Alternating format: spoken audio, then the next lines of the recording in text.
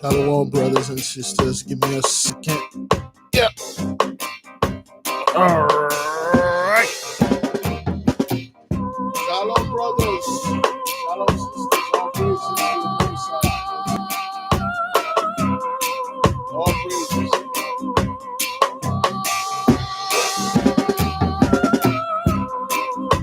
Shalom, shalom.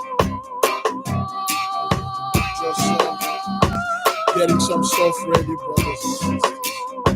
We have to discuss.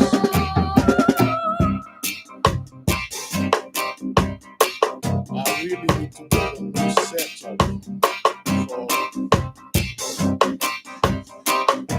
for my butt.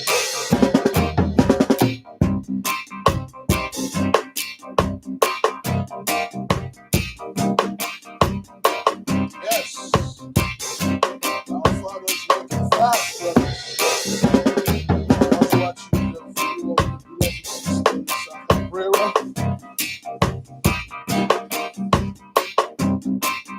I was watching the video, brothers. The Most High is not playing. No, sir. He's not playing. Nope. The Heavenly Father is not playing. Yes, sir.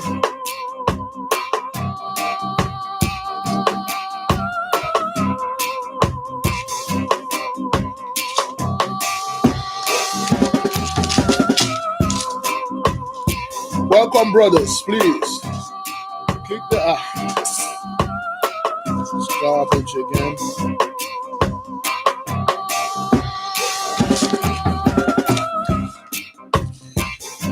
Brothers and sisters, Jews and Gentiles alike, welcome, welcome.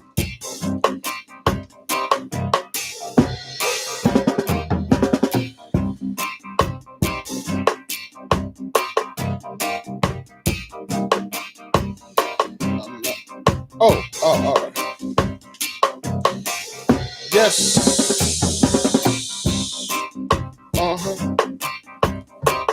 Yes, sir.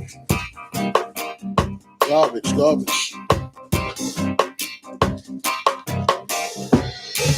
That is good.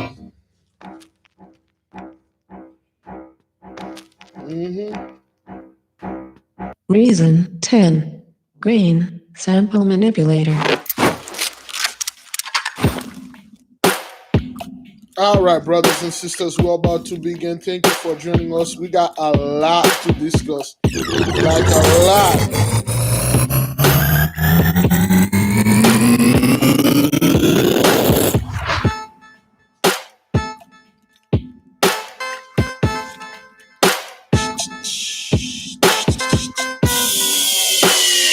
We have a lot to discuss, brothers.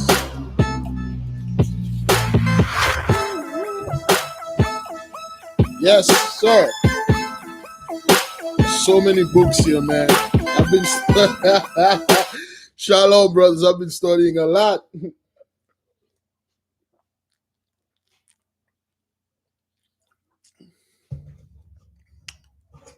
Been studying a lot, and I feel great. I feel great, brothers. I feel great. I feel good. I feel like James Brown. I feel good. I feel really, really good.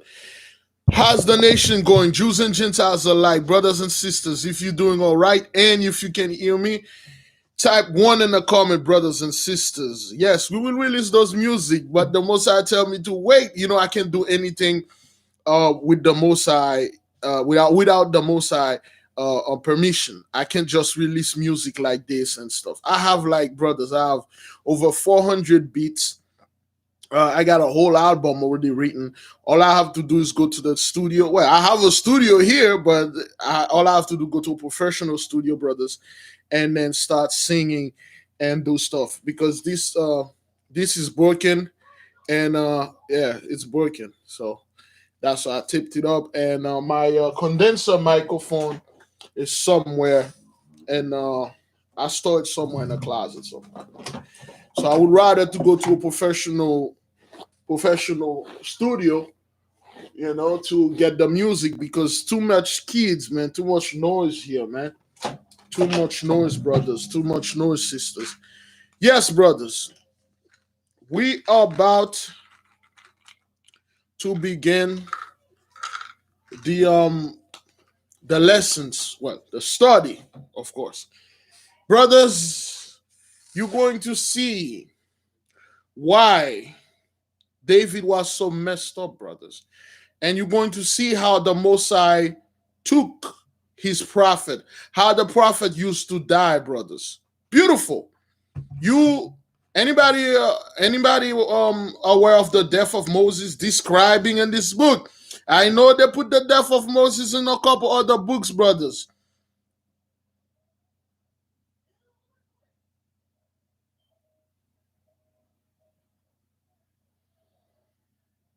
Yes.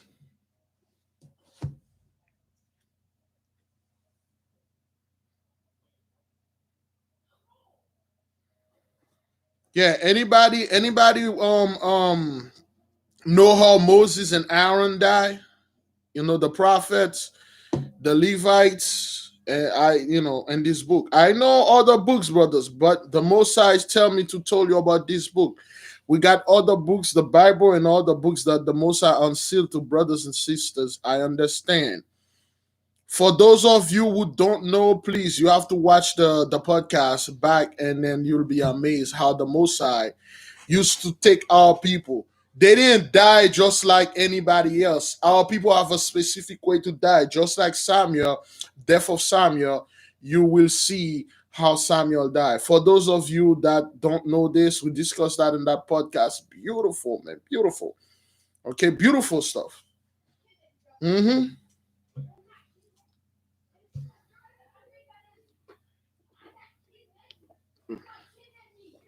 Beautiful, brothers.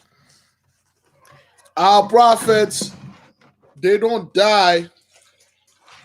They don't die the death like any regular people, brothers.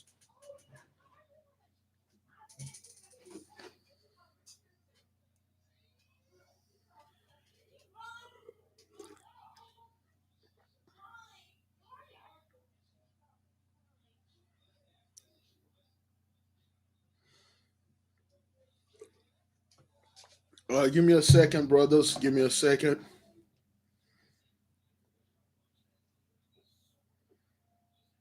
Give me a second. Give me a second. Um, I'm trying to.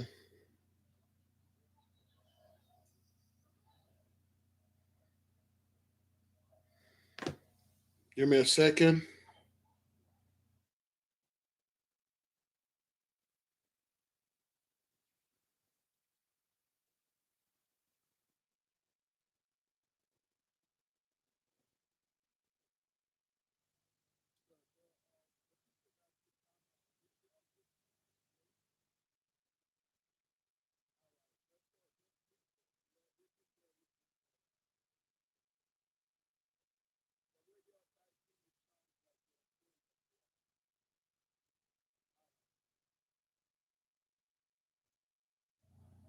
Okay. All right. Brothers, thank you. Welcome. Welcome. So far, everything's going well, brothers. I didn't even finish the video. I gotta go finish watching. Um, oh, you guys can hear me? No, I cut the sounds yet. Is everything good? Can you hear me now? No sounds?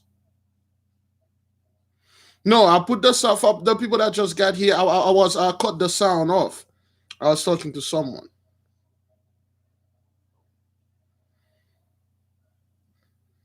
All right then. Good then. Brothers, we are going to go into the throne of David. This is gonna be very, very eye-opening, brothers. Understand this. The reason why David, okay, did a lot of stuff, it's because of what happened to him. And we have to understand Saul too. We have to understand everything happened because of the Mosai. And I will need certain people to help me. Now, let us begin, brothers. We don't have that much time. Let us begin. This is Abbasis, brothers. The ambassador is writing to his cousin Belus, king of Assyria.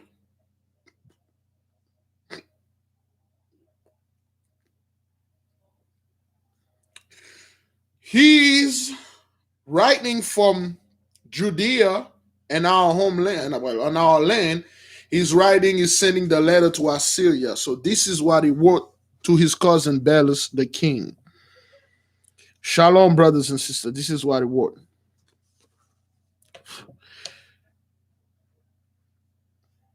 Your Majesty, this is letter 11, page 212. I'm not quite sure what page that is in the PDF. Okay, the brief visit alluded to in my last letter, which 3 years since I paid the holy city of Nob, gave me a deeper insight into the Hebrew people than I have derived from all my former experiences and observations. As I left the house of Abiathar to return to Bethlehem, the perpetual holocaust of the lamb sacrifice every morning, and a lamb also every evening, was just slain and laid upon the altar, slowly to consume by the low kept fire all day, that the smoke of the burnt offering might continually ascend to appease the powers of heaven. The prophesying or the officiating, the the officiating priest had poured the cup of wine on the victim, emptied the vase of pure oil upon its head, and sprinkled his body with the finest flour. Now, this is Abbasis telling the king he's at the holy city. He's in the midst of the priests, and they were performing that. They were performing a sacrifice, or eternal sacrifice at Bethlehem to leave the lamb burning, so for the sin, so the essence can go up to heaven and stuff. Now, he was telling the king what he saw. And he said, when Abiathar come forth, one of the son of the high priest, from the tabernacle and joined me, saying he would walk with me if you with me a few furlong on my way, where I record. He recorded, brothers. He recorded. He wrote it down.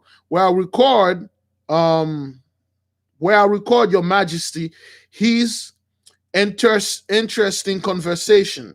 I should give you a history of all the rites and ceremonies of the Hebrews, but as I intended only to narrate what will afford you such information as I will enable to have an intelligent appreciation of these people, I shall not repeat any of his words. I will therefore return to the friend of Prince Jonathan, and whose varied fortunes I know you take a deep interest. Now, he's telling his cousin, the king, the performance of the Hebrew, but he said, I will not write down what they said. For instance, their prayers, their holy prayers, the things that they are saying, those things are very sacred, okay? All right, he cannot write them down, especially the name of the Father, which he knew. He heard it, he's seen it written down, but it's forbidden for him to write the name of the Holy One, the name the way it's supposed to be saying. We know, brothers, the what we all speak, what some brothers speak it. There's the Yiddish, there's the Hebrew Yiddish, and there's the Hebrew Paleo Hebrew. According to my people, the most purest ancient Hebrew we have, it's called Creole, the Haitian Creole. It's like the purest form of it. Certain words of there, and the name of our Father is not. It's just called Good God. It's just called Good God. That's his title. That's what they call it. Or the Grand Master. That's what they call it. The Grand Master or Good God. It doesn't have, they even told us, like, it's very, your mouth is not pure enough to say the name of the Lord. You cannot write the name of the Lord. If you write it in a piece of paper, and then somehow you neglect this piece of paper and somebody step on that, yeah, You really don't want that happen to you. David had proceeded but a few miles, that's Saul chasing David, he's chasing David. Yeah, it's ancient. It's like the most. That's the most ancient Paleo Hebrew you can speak. All right. So we call it good God or the Grandmaster. That's why I call it the Grandmaster chess player. Because if you keep reading this, brothers, you see how the Mosai put the pieces together, man. You know, or Adonai, or Adonai, Irabila. Adonai is like the horrible, the terrible one, the terrifying guy, Adonai. So Adonai. So that's they give him title because everybody's definitely afraid to pronounce this guy name. It's just like not within your oof, okay. All right. Saul brothers is relentless. He's chasing David. This is what happened. David had proceeded but a few miles on his way toward Nob, which is 30 miles from Hebron. When he came to a grove of palms under which was a well, because David was running, man. David was running. The whole army is after David, man. The whole army is after David, chasing David, man. Then David run. He was heading to Nob because they got a sanctuary city over there. He was trying to reach the sanctuary city, which again, Saul don't care about you going to the sanctuary city. He will kill you, which is against the law. If somebody fled to the sanctuary city, brothers and sisters, you cannot go after it. Saul don't care. He's chasing David. He want to kill David. Pay attention. This is very important, brothers. Here, seeing only maidens when he get there, okay, north of Hebron, when he came to a grove of palms under which was a well. So he came in. There's a grove of palms under which was a well. Here, seeing only maidens with their pitchers, he approached and sat down to rest a little. Okay, a little way was in the shed because David was on foot. Can you imagine running 30 miles, brothers and sisters? That's like me over here running all the way to Miami, non-stop, brothers. 30 miles running for your life because the whole U.S. Army is after your ass. you brothers, it's not like he's running. He's running like he gets someplace and then stop and then get some food and stop. No, he continually running non-stop. Non-stop. Because those guys that are chasing him are on horses. Okay? They're chasing, they're on horses, he's on foot. They really don't know where he's going, where he went. So David is running, he's a fugitive. Saul is after his head. So he got to a place, he saw a bunch of palm trees, and then he said nothing but girls over there. Listen, brothers. Listen when they say maidens and stuff. This is how they describe them. Virgins. This is what they call virgins back in the day. There's a big difference between a virgin and a woman. They made it clear, just like all the other ancient books. This book is 161 years old. A virgin, brothers, is considering as a young woman. What is a young woman? Any women, quote unquote, that have their substances and they are between the age of 8, 12, 14, 16, 17, 18, 19, 20, 21, 25. As long as they look young, they are virgin. Virgin is another word for young. Virgin, in that case, brothers, does not mean sexually inexperienced. Those girls used to be virgin back then. They used to be young women, but they are mothers.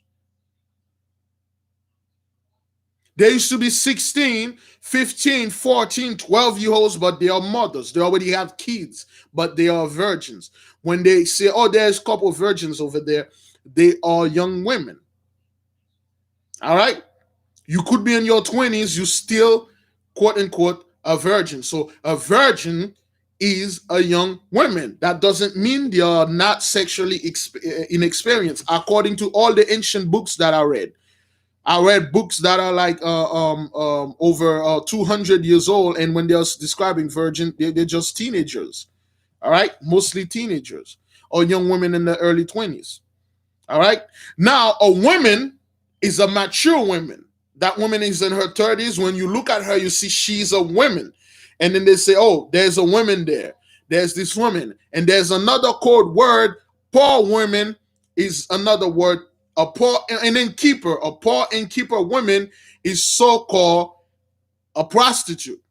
In the Bible, they referred some women, Rahab as a poor woman. In the book, they refer Rahab as an innkeeper of poor women. There is no such thing as a poor woman back in the day. All the women that has husband, they all got money. They are not poor. A poor woman, that means that's a woman that out there defending for herself. A poor virgin, which was very rare. Okay, so that's what that is. Now, this is how they describe those virgins. They call them maidens. Brothers and sisters, if you know the name of those virgins, put them in there, those young women. Here, seeing only maidens with the pitchers, he approached and sat down to rest a little ways of his shade. Two of the virgins, two of the young women who dwelt in a village close at hand, who came to the well for water after observing him a little while, spoke together, and then blushingly drew near him. One was about 16. Yeah, a single woman back then was known as a prostitute, a harlot. When you say you are a single woman, you are known as a harlot. A man could never be a virgin. That is why men or other countries say, why you say, how you are men, how you are a virgin? How you are a man and at the same time you turn out to be a young woman? All right. So when they say a man is a virgin, everybody got confused. Like, what is this? Are you no, you sexually inexperienced, which they have a word for it. I'm not going to say it here. Now, they saw one of them was about 16. Okay, you say one was about 16 carrying a pitcher, and the other a lovely child of 14. Okay, one was 16, one was 14. They were teenagers. We call them teenagers today. Back then, they called them virgins. And again, brothers, remember, this is not pedophilia. Back then, they have different rules. Anytime a woman hit puberty, she's considering as a woman that can give birth. All right, that's what they were calling them. Don't say Big Levi's preaching men to go out there and raping little kids. No, that's what it was back then. Now, the other one was 14, holding her hand a basket of dates and fig. So the 14-year-old has basket, has figs and stuff, and the 16 years old had water.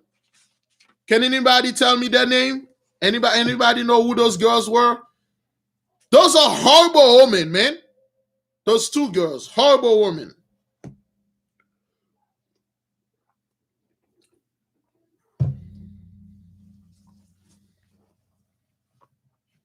Those two poor girl, man. When I read this, brothers, I feel some type of darkness come upon me. I almost cry, man. I'm like, those were those girls, man. Wow.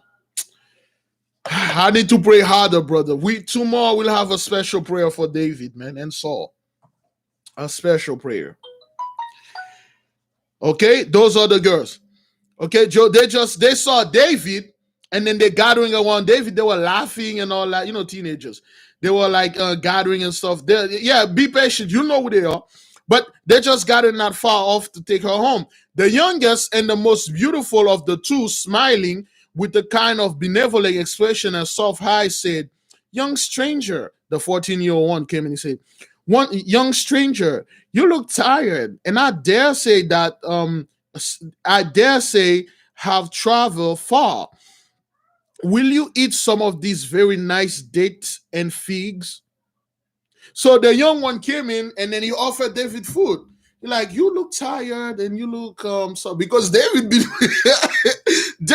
running for days, man. They are chasing David. David got by that gold and like, okay, I'm done. I'm done. Catch my breath. I got you. David sit there. He was in his worst looking, brothers. But the two young girls came in. They were like, "Hey, how you doing? You look so tired. So you want some of my cookies and stuff? They're free. I mean, you look cute and all that." Listen to what those girls were saying, brothers. They're offering David dates and fig. Brother, when they say dates, food, all right? I don't want no don't get any idea, I mean, when she gave her dates, all right? Okay? All right, young stranger, you look tired, and I dare say have traveled far. Will you eat some of these very nice dates and figs? All right, dates and figs, brothers, food stuff. All right. The older girl, all confusion and less self-possessed than the other. The 16-year-old came in and then she let down her picture. She got like that little bucket stuff in her head. She put the picture down and give it to David, and water from her head, and said with charming embarrassment and with kindness struggled sweetly and made in bashfulness, "You have no picture. Will you drink from mine, sir?" So these girls, those two girls came in. One of them offered David some dates, figs, and cookies, and the other one got a little bit jealous, and he quickly gave David some water. Said, "David, are you drinking from my drink from my cup?" And then David like, "Oh yeah, sure, yeah, man. Oh man, they've been chasing my ass forever now, man." And then thank you, God, for sending those two angels. I will deal with them properly, though. So thank you, girls. He took the food. He started eating, stuffing his face, and drinking. And David was laughing with them. They're like, "You saw where are you coming from? Why are you looking like this?" David, he was a free fugitive, man. He can tell them. And David have that habit. He outsmarted people. Every time somebody says something to David, he switches something else. David can do that. Okay? So, "You have no picture. Will you drink from mine, sir?" The young wanderer in exile, flying for his life and feeling sad and desolate, was touched by his own look and kindness and stuff. And then and David was about to cry, man. David like, "Man, you guys don't know what I'm going through. But hey, man, thank you for that cookies and stuff." And then David said, when he had refreshed himself, he asked their name. He said, when he have refreshed himself, he asked their name. Say, "I," said the taller and older maiden. The taller, the older, the 16-year-old, this is her name. She said, I am called Abigail, and I dwell in this village."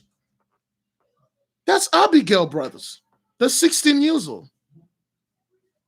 She said, "My name is Abigail, but I live in this village." Beautiful, brothers, beautiful. You'll understand why Abigail was so smart. When he heard David is coming into town, he like, "Oh, hell no."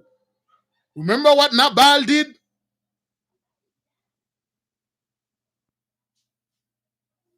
Remember what Nabal did? We're not going to go into this now. But Abigail, David just met Abigail. So, yeah, that's young Abigail. She's 16. And then he said, my name is Abigail. I give you water. So, you want to go back in that woods over there and then get some out of that fleshly water? But anyway, and I dwell in this village. But save the other, Arkley. So, the other girl, the younger one, "God, forgive me. Forgive me, Lord. Forgive me. Forgive us on the behalf of David," man. Brothers, this is very sad, man. The other little girl, the 14-year-old, came in and said, and she came in like she stepped in sort of and said, "And I am," oh boy.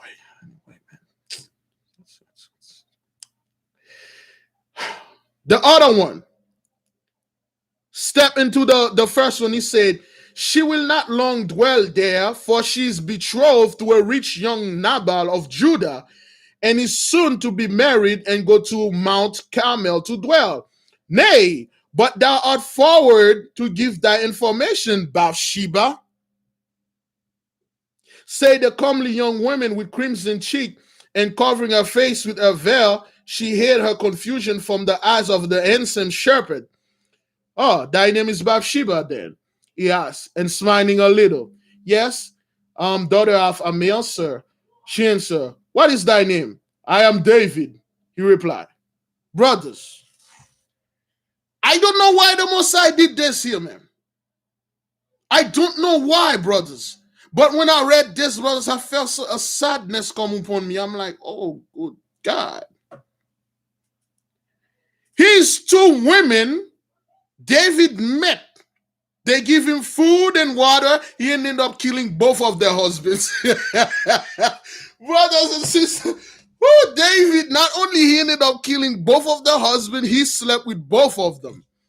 He ended up impregnated both of them. I'm not quite sure about Abigail.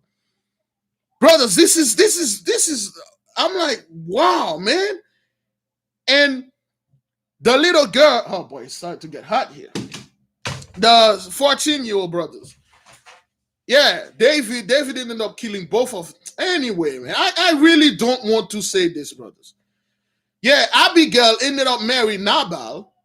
Bathsheba, oh, brothers, it's just, this book is very sad, man. Innocently, man, two innocent little girl. They met David, they give David food and water. David was laughing, and the other one say, don't worry about her, she's already married. She's already betrothed to that guy, Simba, but I'm not. My name is Bathsheba. And David laughed, and David was eating and stuff. He was drinking because the man been running, man. Yeah, David is a massive widow maker. That guy kills so. He tells Solomon, says Solomon, my hand is like, I'm not gonna say anything, but my hand is dirty. Well, my hand is not dirty, but it's not clean. Brothers, it's just when you keep reading this book, you're like, wow, man, you feel so sorry, man, and you understand why those things happen, brothers. Yeah, it's a huge coincidence. Bathsheba and Abigail, they were two best friends, just like David and Jonathan were best friends. They help David, they feed David, they give David food. So that's how David know Abigail and Bathsheba.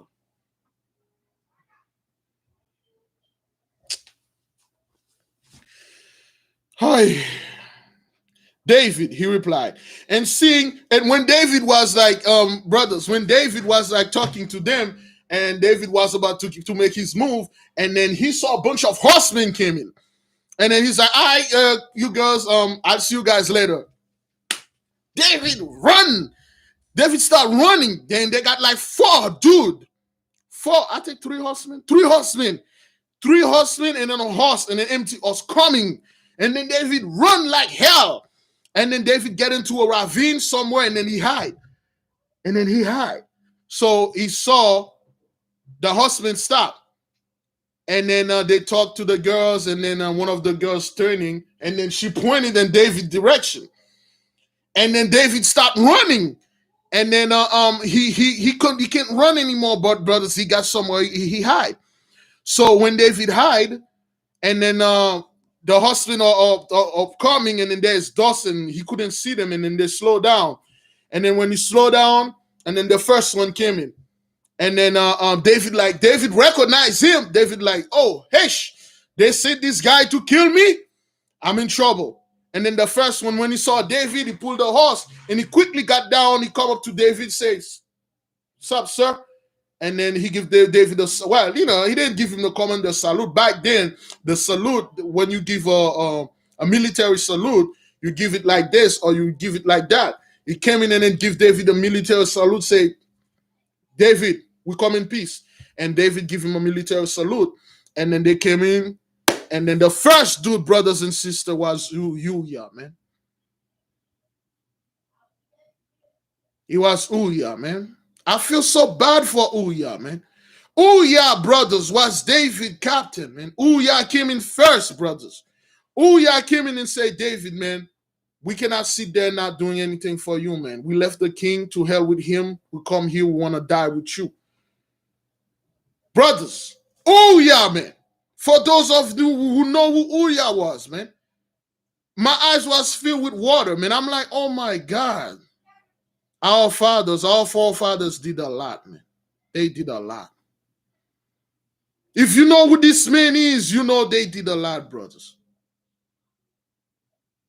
Bathsheba's husband, brothers, was David. He went and gave his life for David, brothers. He came and looked for David. Not only that, he brought two other dudes with him, and he brought David horse. He gave David the horse. He said, I bought your horse for you, man. And David, man, that it would be an honor for me to die by your side, man. Let us go get Saul.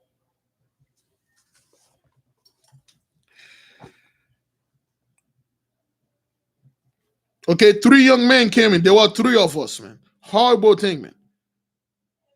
It was a horrible thing, man. You know, that's why we need to pray and repent for those people. We need to repent for what David did, man. The eldest was a graceful and intelligent young man. Okay, let me get the first one. Okay, okay. The eldest, excuse me, was a graceful and intelligent young man called Ahithophel. So Ahithophel came famous for his wit and scholarship. Ahithophel was very smart and he liked to joke. Okay, was a very smart dude that likes to joke. He was a Levite, you know, and then he was David's good friend too. And the next one, the second one, was a brave soldier, a captain of horse named Uriah of Heth, a dark, handsome young man with Canaanite blood in his vein, but a Hebrew from choice. So Uriah was a Hittite. Uriah was a Canaanite, but he cleaved unto our people, man. This is why the decision makes it so bad, man. The whole story got so bad right there, man. The man was he was a Gentiles with Mary, another Gentiles. They cleave unto the nation, and David did this to him, man. It's a horrible thing, man. Uriah, the Canaanite, the Hivite, okay, but a Hebrew from choice. He chose to be a Hebrew, brother. He rejected his own people, man. He fought his own people to join us, man. And David did this to him. We have to make atonement for that, man. This is a horrible thing. Who had fought thrice against the Philistine under David and his late battles, and admire him with true military devotion. Uriah was very strict. He was a strict man. He followed orders to the core. When David sent Uriah to die, he knew he was going to die, brother. He told the people, he knows this is my death and I will gladly take it, man. By the God of the Hebrew, yes, I will die. And he went to the forefront, brothers. He died in the battle. All the other guys run. He fought 1,000 men by himself. He died because David sent him there to kill so he can took his wife, man.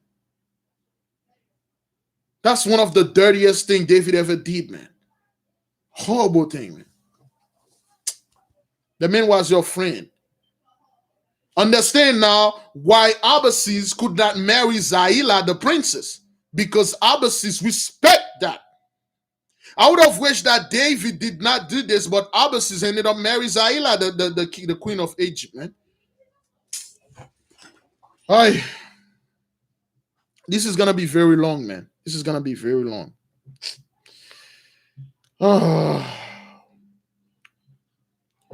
The third was a kind-hearted, devoted, and courageous Hebrew youth, Hushai, who greatly esteemed David for his bravery and virtues, though he was not a soldier himself, only a rich young citizen of Hebron, son of a chief lord of the king treasury. So the third guy, Hushai, was a rich boy.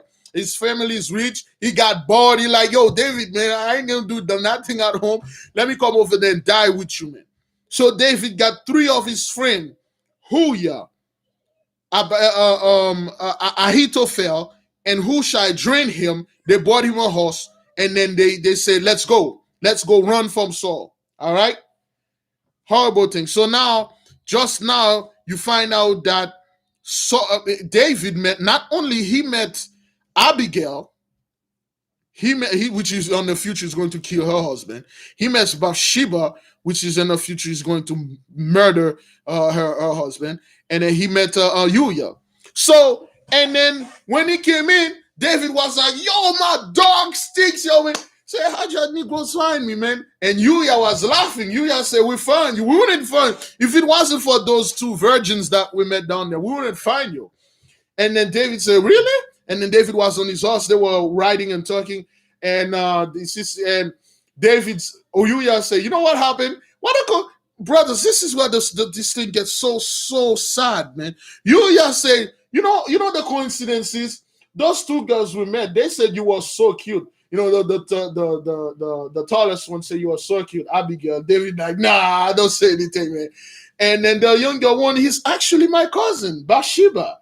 She's my cousin. She's the daughter of my Pharaoh's cousin from back in the Philistine. And then Uriah said, you know what? I'm gonna do whatever I can to marry her, man. I love her. And David said, you should do that, man. And then both of them laugh, man. They both of them laugh and they keep riding, man. Uriah was a warrior, man. He loved David, man. They were homeboys, man.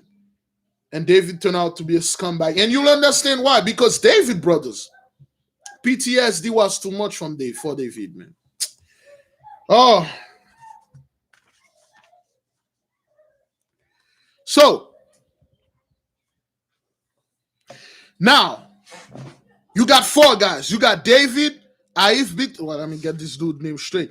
Ahithophel, you got David, Ahithophel, Uriah, and Hushai. Four fugitive. And then they run, brothers.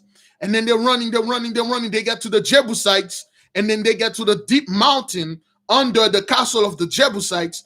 They were hiding. They were hiding from the King Saul. And then they could hear the horses, people looking for them, asking formation, going left, going right, searching for them. They were posting David posters. David grew a beard. They were making posters, making David name out there, making money. Say, anybody that know information where David said, give it to David. Give it to the king. Saul is after David. Saul put the word out. Anybody that find that Negro, get this dead or alive, bring him in, and I'll make you rich. David wasn't known. They were looking for David, man. David was hiding. So David run. David tried to reach the sanctuary city and Nob. So he was on horses now. He was faster. So when he come to the sanctuary city, brothers, and then he saw the city, he saw the door open, and then they were about to get into the city. And Ahithophel say, what the hell is that Doeg right now? Is that Doeg I see over there? What the hell is Doeg do here? And David still saw Doeg. Doeg. Can somebody tell me who Doeg was? Yeah. David saw Ahithophel saw Doeg. He's like, Ahithophel was the smartest among you. Ahithophel said, is that Doeg over there? What the hell is he doing here? Is he going forth before you and stuff? This is a sanctuary city. And David like, damn. Brothers, give me Samuel, it's like Samuel 125, I believe. Give me a second if it is Samuel 125. Don't post it yet. No, don't post it yet. And then Doeg was already in the city before them. And then they got there, and then Doeg did not see them. Doeg was getting in his back. He could not see them. And then they saw Doeg. And then David like, oh. He saw Doeg. He like, man, I can't come back. He saw Doeg, the Edomite. He cannot come back. So David got off the horse, and then he run. He run to the place, and then the high priest came out there, brothers. Doeg was like Grima. He was like Grima from the Lord of the Ring, okay, or Worm Tongue or Snake Tongue, whatever his name is. He was like that guy, but he was worse than this guy, brothers. Bear with me. David run. He run to the city of sanctuary, and then he kneel. He said he saw Ahimelech, the high priest of the city. He came in. Ahimelech came in and said, what's going on? What's the commotion here? He saw David, and he didn't know David. He didn't know who David looked like. He heard about David, but he didn't know David. David come back and kneeling in front of him and grabbed the two horns that they put there as a symbolic that he's looking for sanctuary. So he grabbed the two horns and he said, he that dwelleth in the secret places of the Most High shall abide under the shadow of the Almighty, the Lord of my refuge and my fortress. He will cover me with his feathers, and under his wing I will trust. And then the The fellow look at him. Abimelech. What's his name again? The high priest. Oh boy. I'm having a hard time with that guy. I want to call him Abimelech, but no, he's Ahimelech. Ahimelech. So Ahimelech said, "Who art thou? And whence work out?" He said, "Who are you? Where do you coming from?" He said, and the priest asking, and from he said, "Who are you? And where do you coming from? And from who you are running? Who you are looking sanctuary with?" Because that was the custom. When you're looking for a sanctuary, you murdered somebody or somebody tried to murder you, you come and then you look for a sanctuary. And then the priest said, "Who are you? Who are you running from? What are you running from?" And then David, like, okay, the news haven't get to him yet. So David perceived that the priest didn't know what happening. So again, David have this wit. He has these skills. At this moment, David perceived the venerable high priest standing by the door of the inner tabernacle and recognized him by his robe and ephod, hastened to him and said, kneeling in front of him, said, "Holy Father, I have sought shelter in the house of God at his altar from the anger of a foe who seek my life. Thou hast," and then the priest said, "Thou shalt have it." He said, "Holy Father, I'm some son of a gun tried to kill me, and I'm come here to get shelters and stuff like that." And then by law, you cannot refuse this person.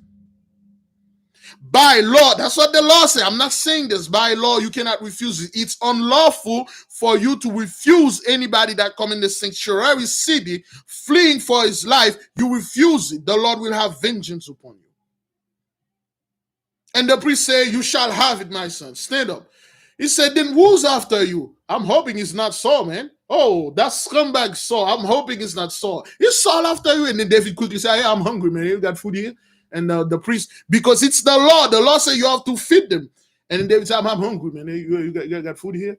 And David said, and the priest said, "Are you alone?" He said, "Nope." They said, "I'm not alone. I got 3 men with me. We've been running 2 days. We didn't eat nothing. So you got food in here?" And then the priest like something. The priest asked, I say, he said, "Who art thou, my son?" Ask him, Ahimelech.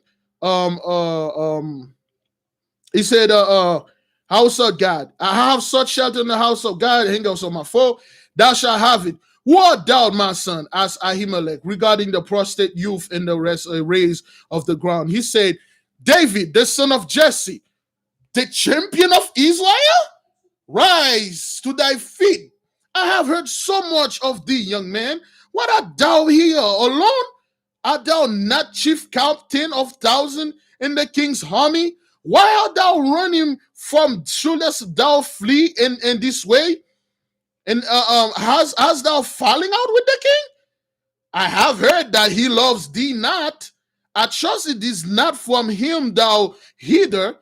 David perceived by his that the high priest fear saw, and that he would not be prudent to let him know the truth. He there evade the question and say quickly, "I am hungry, and I have 3 men. I have 3 of my men at the gate, for I am not alone. Will thou give me to eat?" So David flipped the law on him because you cannot refuse the person. The king said, "You are David, the champion of Israel. Rise, my son, rise at your feet. I have heard great things from you. Who the hell tried to kill you? I hope it's not Saul, because I heard this Negro doesn't like you, man. And so who's after you?" "I'm hungry. I'm hungry. I got 3 other brothers over there, 3 Negroes, if you see them. So you're gonna give us food?" Say, "Come, come. We really don't have food, brothers. This is very important. This is very important. All right." Doeg was there. Doeg was there. He was looking at, he could not recognize David. Who is this guy? Doeg was watching. So, "What food hast thou?" David said, "What kind of food do you have here, man? What food that hast thou? Give me 4 or 5 loaves of what thou had me and mine. I have no common bread, and thou mayest eat, save only the 12 loaves of the shewed bread, just taken away from the golden table and replace it by the hot loaves." So the priest tell him, "I do not have any common bread. The only bread that I have is the holy bread that we put by the ark of the covenant. But by law, those bread you cannot eat them except for the Levite and the family can eat them. but I do, as you are hungry and then stuff, but it is unlawfully. He told David, he said, okay, I was about to bear them to distribute to the house of the priest. It is only lawful for the priest and the houses to eat of them. But as thou and those that are with thee are hungered, and thou look famished and weary, I will give them to thee. And thou art not this day nor to the past 3 days legally defiled. All right, he said, I will give them to you because you look hungry and stuff. I cannot refuse this. Okay, so he said, coming in, and David coming. And then David said, and then he then commanded the son of Abiathar to give the fugitive of the stale shewbread, which was not now altogether as holy as it stood upon the table of the Lord, being ordained to be eaten by the priests and even the wives and children. You see, back then, brothers, the priests had wives and children. And it's a whole commotion in our community. When you say anything about wives and children, oh, hey. I don't want to dive into this subject. And you know what the so-called priest of Mahan did. The priest of Mahan made it a law that no priest over there shall have wives. That's why I take a bunch of dudes and put them together and see what they will do to each other. Because women are considered impure. And the Most I told you, you cannot live without women. He gave them women's, a bunch of them. The Levites, he gave them wives and children. They were in the city, wives and children. They had a whole city, thousands of people lived there, but they were Levites altogether and a couple people that run from places. So the high priest Ahimelech called Abiathar, his son. He said, Abiathar, give them the store of bread, which is not holy anymore. Okay? So have them so they eat.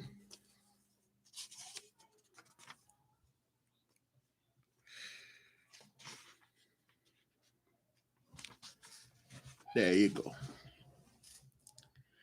Outside of the ancient of the court of the tabernacle, as he stood therein to call his companion, he beheld to his dismay the dark hill visage of Doeg standing talking with Uriah, whom he well knew, the Edomite, who was a proselyte of justice.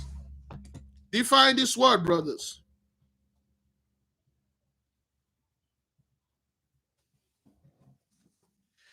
Who was a proselyte of justice to the Hebrew faith, had come to the tabernacle 4 days before, not only to dispose of bullocks and lambs for the temple, being chief lord of Saul's herds, but to perform a vow, and knew not for the flight of the day of David, nor did he suspect it, but that the 3 men were there as to fulfill some vow, nor did they undeceive him. So David looked, he saw Doeg. Doeg was talking to Uriah, but Doeg has no idea what's going on because he'd been there 3 days before, 4 days. He have no idea if David fled King Saul. So Doeg stayed there. He was talking to Uriah, the Hittite, David captain, and they were talking. He assumed, okay, they were there to do a vow because you can come to the city to do a vow, to take a vow from the Lord, okay? Proselyte, okay? A new convert as to a faith. So Doeg was an Edomite converted Jew. He was an Edomite Jewish fellow. He was a convert to the Hebrew faith. He was a Gentiles who converted to our faith. Therefore, by faith, he was a Hebrew. But by blood, he was an Edomite. But that guy was the worst, man. So he was talking to Uriah, but he doesn't suspect anything yet. Okay, he doesn't suspect anything yet.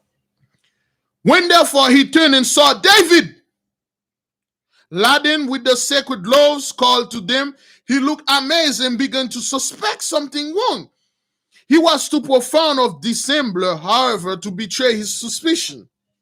And saluting David with his usual cold dislike, he entered the tabernacle. There he learned that David had sought sanctuary. The same hour news as his flight brought by messenger to the king reached him. So he saw David eating the bread. The holy bread. Well, the bread was unholy because they removed it from the table. So he like, something is wrong here. What the hell David doing here eating bread? And then he passed by and he look at David, because that's why he usually give David a cold salute. He give David a cold salute, like, and then he get in and he quickly go ask the priest, say, what the hell David is doing over there? Say, oh, David is there for sanctuary. Sanctuary, you say? And he quickly ratted out on David. He quickly sent messengers. He's like, well, if David is ratting out, that means Saul is after that to kill him. Let me go get Saul. Let me go get Saul. All right, give me a second.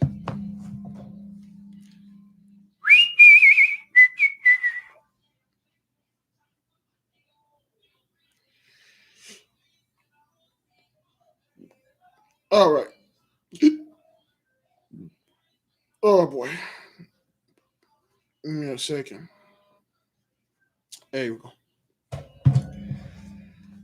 So David was greatly troubled at seeing Saul putting servant there. And after satisfying his hunger, he returned into the tabernacle and said to Ahimelech, is there? So David saw Doeg there. He's like, yo, I'm in trouble.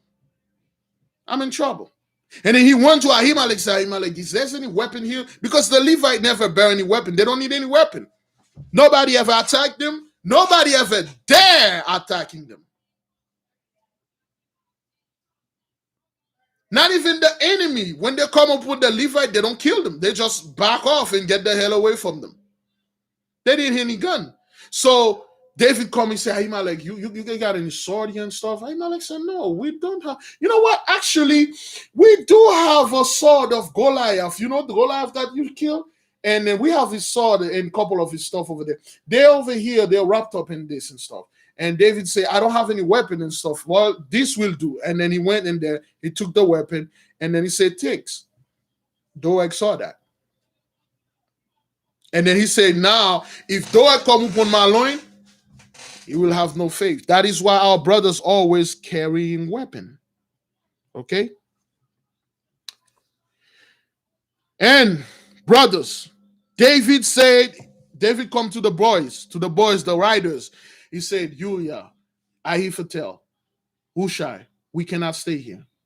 Doeg is here, and the moment Saul gonna come here. And then in David's heart, brothers, David feeling heaviness come upon him. And David fall, and then the guy said, you all right? He said, I'm okay, I'm okay. And he looked at Ahimelech, man. He looked at Ahimelech, he shake his head. He said, I'm sorry. And then he left. Because he know what's going to happen, brothers.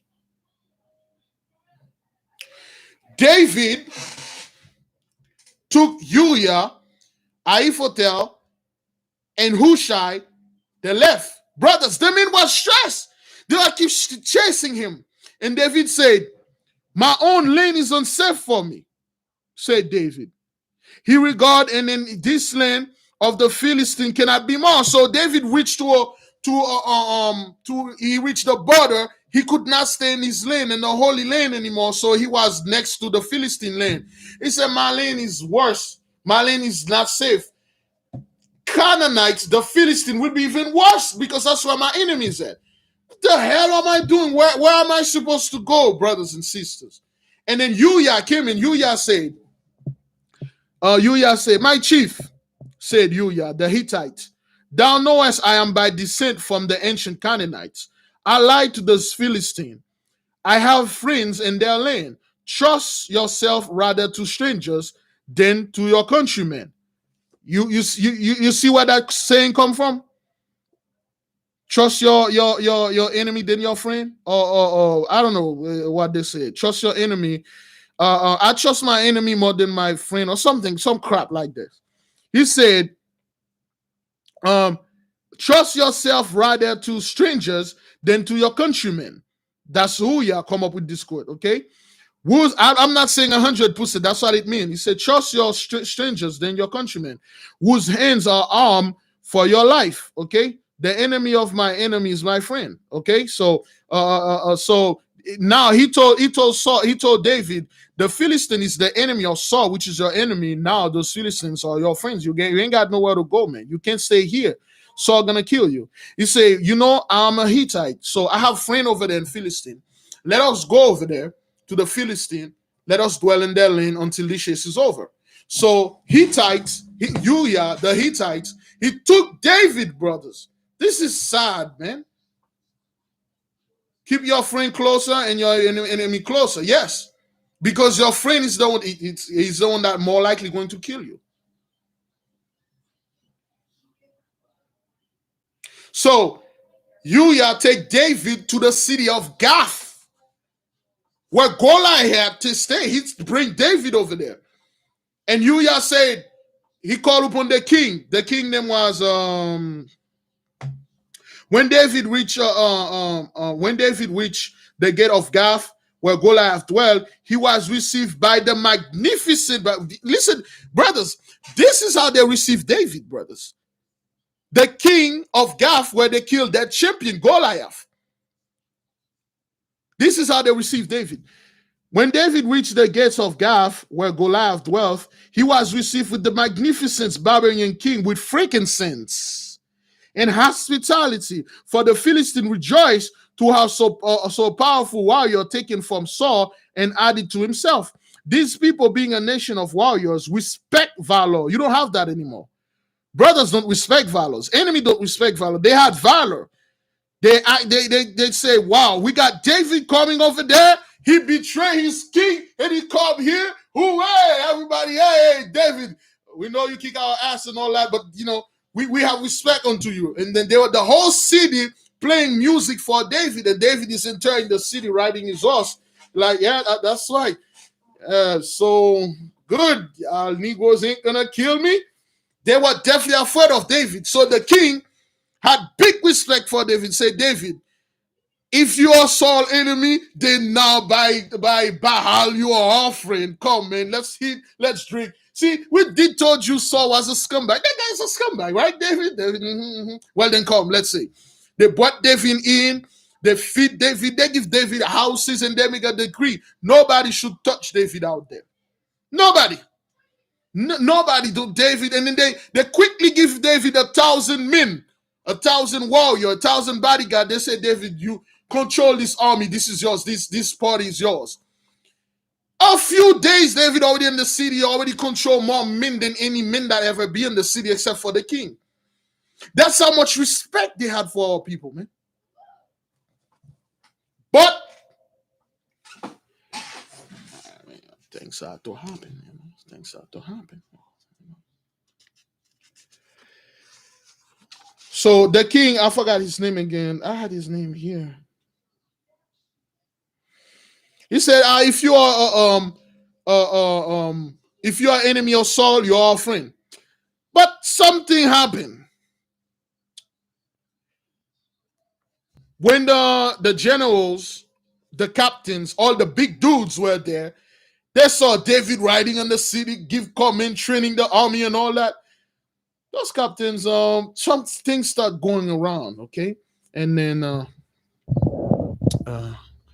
hey man, is that this warrior chief of the Hebrews?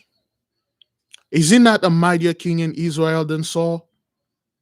Is it not he whom they sang one to another when they had slain our champion and bore his head to the temple to offer it to his God, as if he were bullock heads, saying, Saul hath slain his thousands and David his 10,000s? What doth he here, riding by a king's side? Jealousy. All the captain like, wait, hey, yo, wait, hey, hang on. Who's this dude right here? That Hebrew dude? They got that kid Goliath? Is it what the guy that sing this song about brothers and sisters? Well, like I told you all the time, those people know our song. They know everything. And they said, that's him, man. What the hell is doing riding our king? I know why he's here. He's a son of a gun. He's a spy. He's a spy. They come to the king. They told the king, this man that you have here, we got word he's a spy. He act like he's fighting with Saul so he can come here and spy on you. And then he can come back how Saul come kill you. And then the king like, sheesh, how damn, I'm stupid. Why did I fail for this? What start going around, man? And then David start getting stressed, man, brothers. The brothers start getting stressed. He can go to his lane. He can stay with the enemy. Something is always out there to kill him. And then in the middle of the night, brothers, stress can kill you, man. A heavy fever come upon David, man. David fell sick. And Uriah, the other three brothers, they put David on the bed. David was sick, fever, hard fever come upon him. The stress was heavy. David was crying. He was crying the whole night. And then in the morning, the king wake up. The king said, you know what? I'm not taking any chance on me. Bring this guy. We're going to kill him. So the captain and soldiers came in, and then they come to get David. And then they arrest David and the guy. They brought him to before the king. And then they throw David in front of the king. David was so sick. The fever was so sick. He having a seizure. He having a seizure, starting to trembling, and then his mouth started foaming. All his beard, he started having a seizure. And then the king like, what the hell is this? This man is done. Get this crazy ass fool over there and throw him out of the city. I don't want to ever see his son here. I'm not going to kill a madman like Saul. Anybody that kill a madman, don't you know that madness going to transfer to you? Get this Negro out of here. I don't want to see him here. So they took David and the three other dudes, they say, get the hell out of the city with this madman. He have a plague. We don't want that plague to come over here. Get the hell out of here. So they kicked him out. David was sick, man. And then they give David medicine, man. His dog, Uriah, brothers. He feed David, he put David, give David medicine. Now they went to a cave. This is very important, brothers. They went to a cave called Abdullaham. They went inside of the cave. The cave was cool. The cave was stuff. They put David there. They take care of David for days and days until slowly but surely he started to come back to his health, man. They were well hid in that cave. Okay? All right? They put David in that cave. So, while they put David in the cave, brothers, the Uriah went out there going get food, going to get medicine in the villages closer because he was a Canaanite. Okay, he was a Hittite. Okay, he was not a Hebrew. So he went and talking to the people. He got friends all over. He got her medicine, got her food. The other guy went hunting. They took care of David, man. They took care. Uriah got David's back. And Uriah went like a spy. He was good. Uriah was good, man. That guy went like a super stealth CIA agent back into Saul, and then he gathered people for David. He built David an army, man. That meant when David started getting better, start to speak, next thing you know, David got 70 men with him, man. 70 soldiers that came in and pledged their allegiance to David, man. They said, David, we're here. We're going to die for you. We cannot listen to the king. We'll die for you here. And David cried, man. David said, thank you, guys. Thank you for joining me, man. Saul is after me, killing an innocent man. The people say this. The people's words start going around. David is somewhere. Anybody that knows injustice being done to him, go fight for him. Men is coming. Next thing you know, David got 400 men in that cave with him. That was because of Uriah, man. He gathered men for David, give them good information. Now, what happened, brothers? There were a bunch of scumbags that hold people money. They hold people money. They were in debt to some people. Someone around 200, a bunch of them. So they went and they said they go fight to. They said, David, we're here to fight for you. We're gonna kick ass and taking them, especially those people we owe money that keep coming after us. They say, whoa, you jackasses, man. I ain't gonna do this, man. This isn't about that, man. This fight is not about taking us the city and kill people and take money and plunder and rip and rob, murder. That's come later. This is not about this. This is about me trying to survive. So all of you scumbag jackasses, jackwagon, get the hell out of here. We don't want you guys here. And then all those guys that came in for their own gain to protect themselves, they left. Those snitches went back to Saul. They went and told Saul. And they went in there. So the moment they left, David Uriah came to David and said, David, you know we can stay here, man. Those people are going to rat you out. And David said, okay, you know what? Move the camp. And David moved. David got back on his feet because of Uriah feeding back. The whole brothers were there. They give him food and stuff. They feed him back. So David is moved the camp. They go hide somewhere. Now, word reached Saul. Saul said David is in the cave in Absalom. So Saul mounted an army of 4,000 men. This is how much of a scumbag this guy is. He bought 4,000 men after one man. Saul bought 4,000 men after one man, brothers. 4,000 men. And Saul riding off. He's riding. Saul riding. And then when he got to the place, he looked at the cave. They could not find David. David was gone. The whole gang was gone.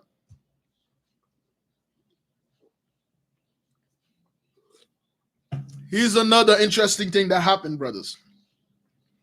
Let me see if you guys can put the name of this man that did this to Saul.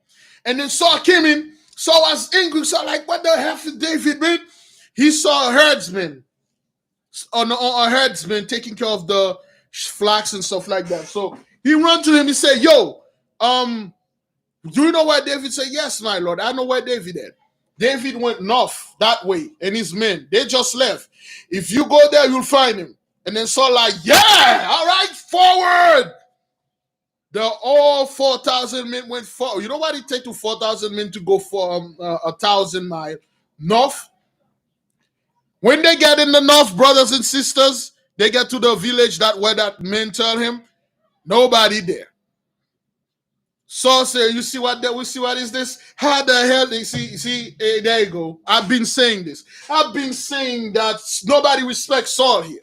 Nobody respect me. How the hell this guy lied to me? He's sending me north. David went south. You know how long it's gonna take us to go back south and go after David? Okay. This man, brothers, that's not the first time this dude keep popping up in the story. That's the most I put in his chest game. He said Saul far north. So David already went far west, far south. So Saul, he started like, yo, they take me to, yo, man, what's up with that? What's up with y'all Negroes, man? Okay, see, this is exactly, Saul said, this is exactly what happened, man. Now, you see, they don't respect me as king anymore. This is a true narcissist talking. So like, we see, they don't respect me as king. How many of you Negroes respect me as king here? And he brought the 4,000 men he brought, they were all Benjamites. He only trusts his own clan because everybody was like getting away from them. And all the Benjamite, they fight with the left hand. They hold the shield with the right hand. That was their custom. So he told the Benjamites, see, this is the thing. How many of you Negroes here can say David feed you? Hey, when you're hungry, who you come to ask for food? Hey, woman, yo, you over there. When you call on your belly, all you guys come to me, I feed you. So not one of you here, not one of you have information where David's at. So all those money that I've been giving you, all of those stuff that I've been giving you is for nothing. Is that what that is? That's a narcissist right there. I feed you, man. I let some of you Negroes sleep on my couch. Look at this dude over there. Remember, I let you eat from my table, man, the rest of my food. I give you Negroes come, and that's how you treating me? Is there's any men here that have a little bit of respect for Saul the king? And then Doeg coming. Doeg come. Master, may Saul leave. Master, I didn't want to tell you. I didn't. Oh, great Saul, the greatest guy ever. Saul is a great king. Not only great king, he has the biggest third leg ever. And then Saul like, yes, that is true. That is true what you say. Why? What is it?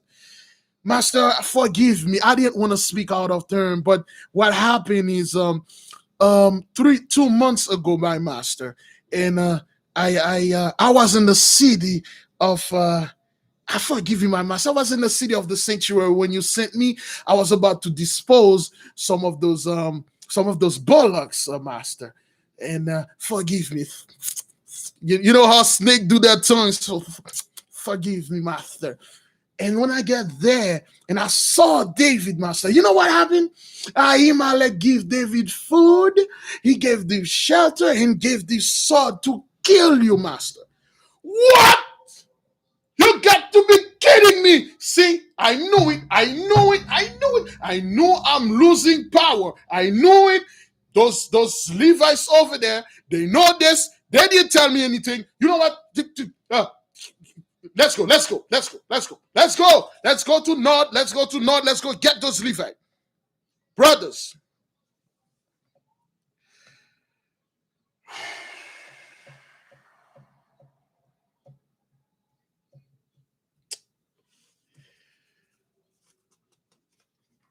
This story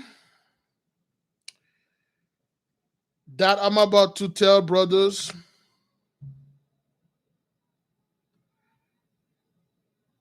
I'm gonna try to make it less painful.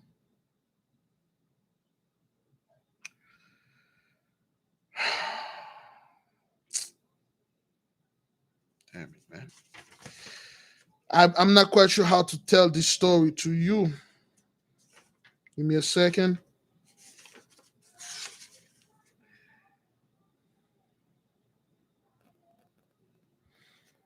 Mm-hmm.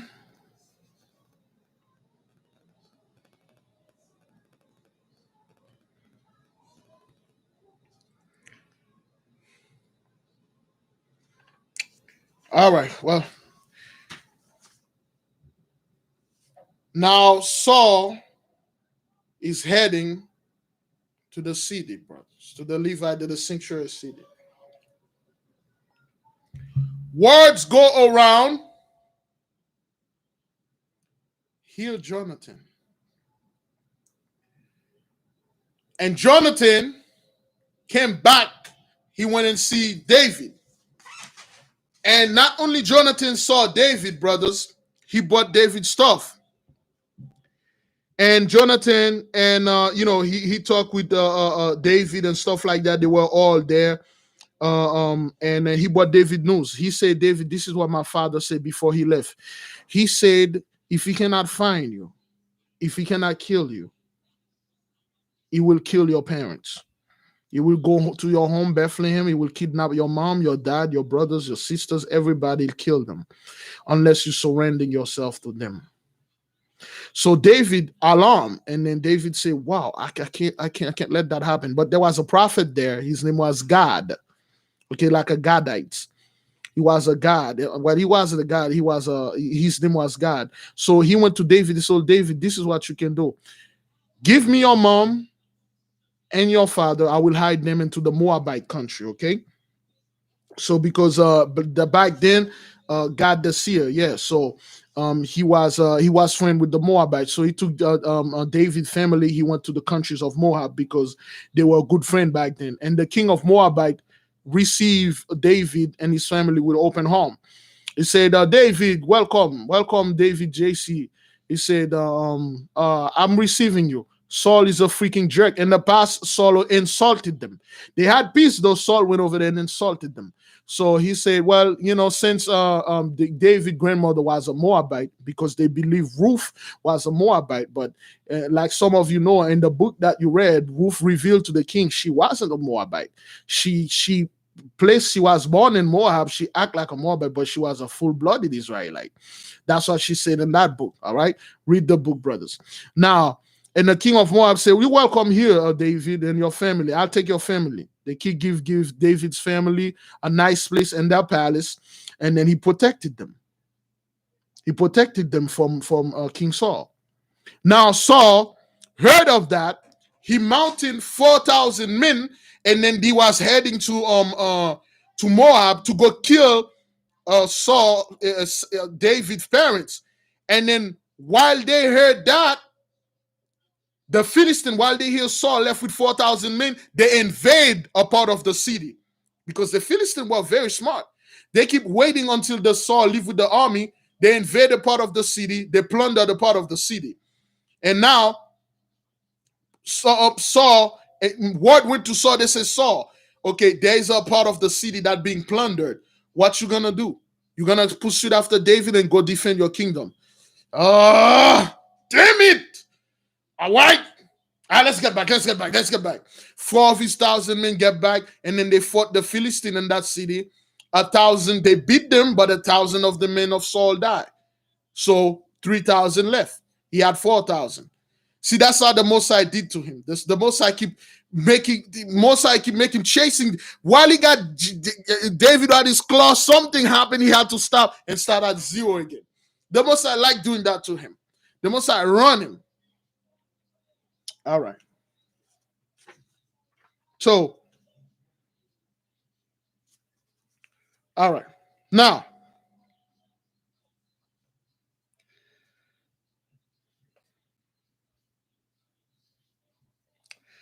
when Saul, heard the whole thing about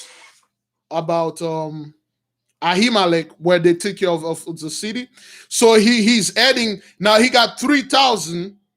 He got 3,000 men. He's heading to go get to go get Ahimelech in the city of sanctuary. Saul lift up his spear. He swear by the Ark of the Covenant, brothers, something you should never do. Saul lift up the spear.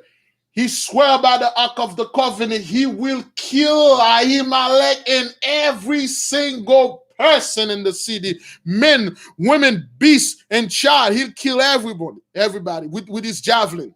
He cursed him. And then he said, "Ride!" And the whole town and the whole place is right with him.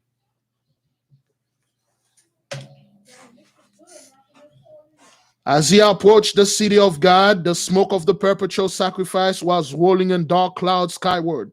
And on the jewel near the wall, it hung above the head of the obscured the sun. As Saul and his 3,000 men army is moving, and they were coming in slow motion. And the whole dark cloud that came in from the burnt of the offering darkened the whole sky, darkened, and it's become dark. And Saul is coming with his men. And Ahimelech feel it. Ahimelech feels something. And then Saul came in the city. He break the door down. Oh, 10 o'clock, 10 o'clock, brothers and sisters, 10 o'clock. All right, we'll stop there. We'll stop out there. We'll sanctify the fast. We'll stop there, brothers. Let us sanctify the fast. Drink a little water. All right, brothers and sisters, 10 o'clock. All right, sanctify the fast.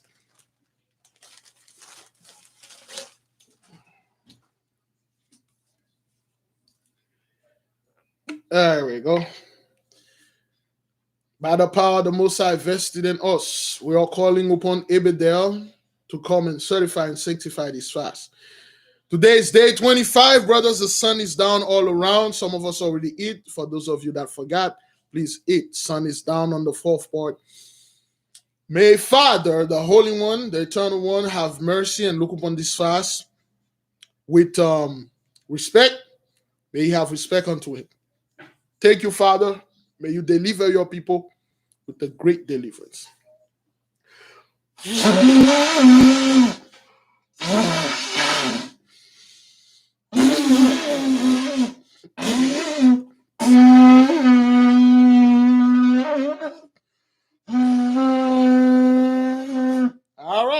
getting better. The fast is sanctified, brothers and sisters. There you go. Well, I need to practice. I've been. Oh, boy. The fast is sanctified.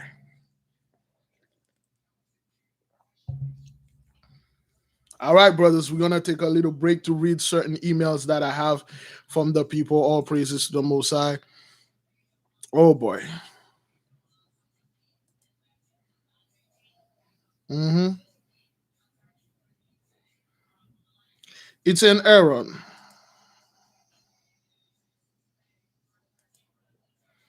All right, you've been restored. Okay.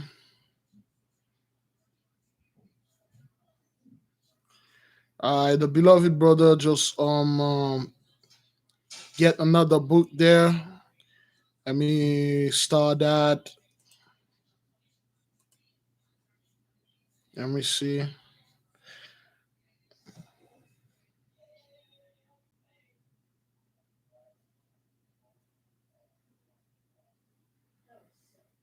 Hmm.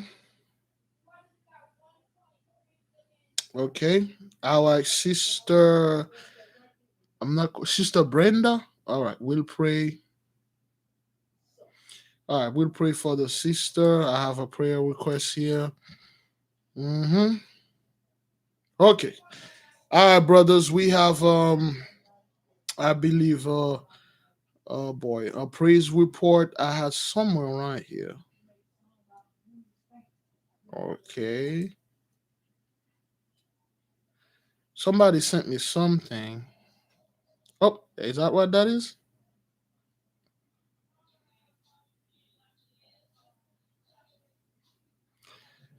Oh boy.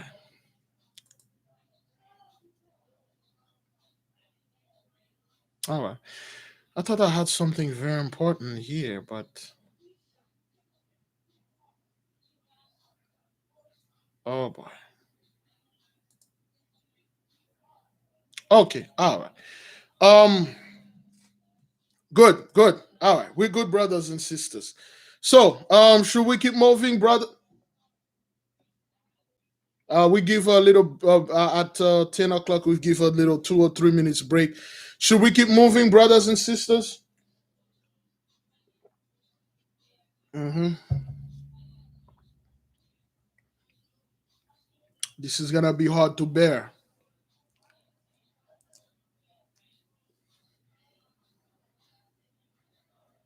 All right. Let us moving, brothers. Let us moving. At 10 o'clock we take a little bit, a little minutes to. All right.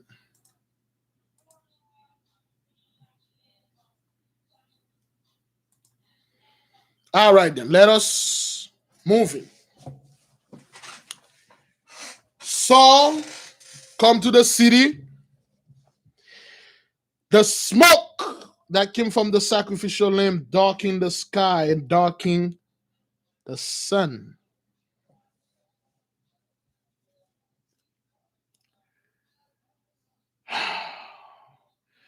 Coming before the gate, Saul sent a messenger to command the high priest to come out to him and bring all his father's house and all the priests who served the tabernacle. The high priest, with a heavy heart, summoned all his family and all the priests, save those who were serving of the altars, array and meter, ephod, pectoral, and breastplates, and wearing his purple robe, and all the priests clad in their sacred vestment and linen efforts. Ahimelech led them in a long procession forth to the impatient and angry king's pavilion. Saul came forth clad in full armor battle, his spear in his hand, and his face darkened with wrath, fixing his fierce eyes on the venerable countenance of the chief priest. And he cried, "Hear now, thou son of Ahitub, out there at last?" "Here I am, my lord," he answered with dignity, with a pale face. "Why have ye conspired against me? Thou art the son, thou and the son of Jesse, and that has given him bread and sword, and have hastened and inquired of God for him, that he should now rise against me and lie in wait for me, as this day thou hast favored the king's foe, and be not friends with him, and did let him depart with thy blessing to take up the sword against me. So Saul came into the city with 3,000 men. He commanded the priest to bring all in front of him. All the children, women, all Ahimelech houses, all Ahimelech's sons, they all came in. Saul say, "What the hell? I heard you you conspire. That's why I hate conspiracy, man. I hate conspiracy. Because Doeg did that, brothers. Doeg is the one that came in and told this. And guess what? When David were in the city, dwell with the Philistine, peacefully, commanding the Philistine army, it was Doeg who went in the city and lied and start dressing rumors and tell the guys, he's a spy, he's working for Saul. Get rid of him, kill him. He's going to kill you. He was the one we went there, brothers. Doeg the Edomite. Now, understand this, brothers. You have to understand why the Mosai used Doeg to do that. You have to understand this. Hold your anger. Hold your hatred. Understand that the Mosai used certain people to do certain things because that's what they are. They are not like you. Make no mistake. Those people are not like you. They may convert unto your faith. They are not you. It was Doeg who went in the Philistine and spread the rumors and paid people to say things, say that, say things, say that. Understand this. Now, Saul came in the city, him with Abner the brave. Abner was the one who were willing to take the challenge from Goliath. And all the army, 3,000 men, and Doeg was there and a bunch of other. Then they do that betrayed David. Remember all those guys? All those guys that came into David, the debtors, they want to get David to go kill the people that they owe money, and David said, "No, hell no, I ain't gonna do this." So they went and allied with Saul. So Saul was there. Saul tell the priest, "You betray me. You give David sword bread so he can come and kill me. You bless David. You call upon the God. You tell the God to bless David so he can kill me." The high priest, though naturally timid and gentle, seems to be inspired by his God with courage, for he replied with firmly and fearless. So Ahimelech was a very quiet dude. He was a quietly spoken man. But the Spirit of the Lord came upon him, and then he said very loud, "Oh, and who, O king, is so faithful among all thy servant as David, which is the king's sons-in-law, whoever did thy bidding. And he was honorable in thy house for his virtue and wisdom, and as one of the field by his valor and skill in defending thy crown and kingdom. If such be in high character, O king, if I receive him with honor, was it not my duty? Even as I would the king's son, had he come to me, but I did not consult the divine oracles for him, nor did he ask me to do so, O king. For only on public and national occasions do I inquire of God, and never privately for private persons. Had I done so for David, the king might impute blame for his servant. If one inquire of God for him, thy servant know not of this less or more. Evil have been spoken to thy servant about this thing." So Ahimelech the priest tell him like, "Yo, are you backwarded buck to fool. If there is anybody in your house that is worthy, it's David. He gave his life for you. He did everything for you. He came here. What the hell you want me to do? Yo, so you didn't want me to receive me? That's my duty. I'm supposed to receive whoever's coming here. What if your son came over here? You think I would not receive him? I will receive anybody. Not only David came here, I never give David food to go kill you. I never called God and bless him so he can kill you. I never gave him sword so he can kill you. Whoever told you this thing is a liar, and then they speak lies to you.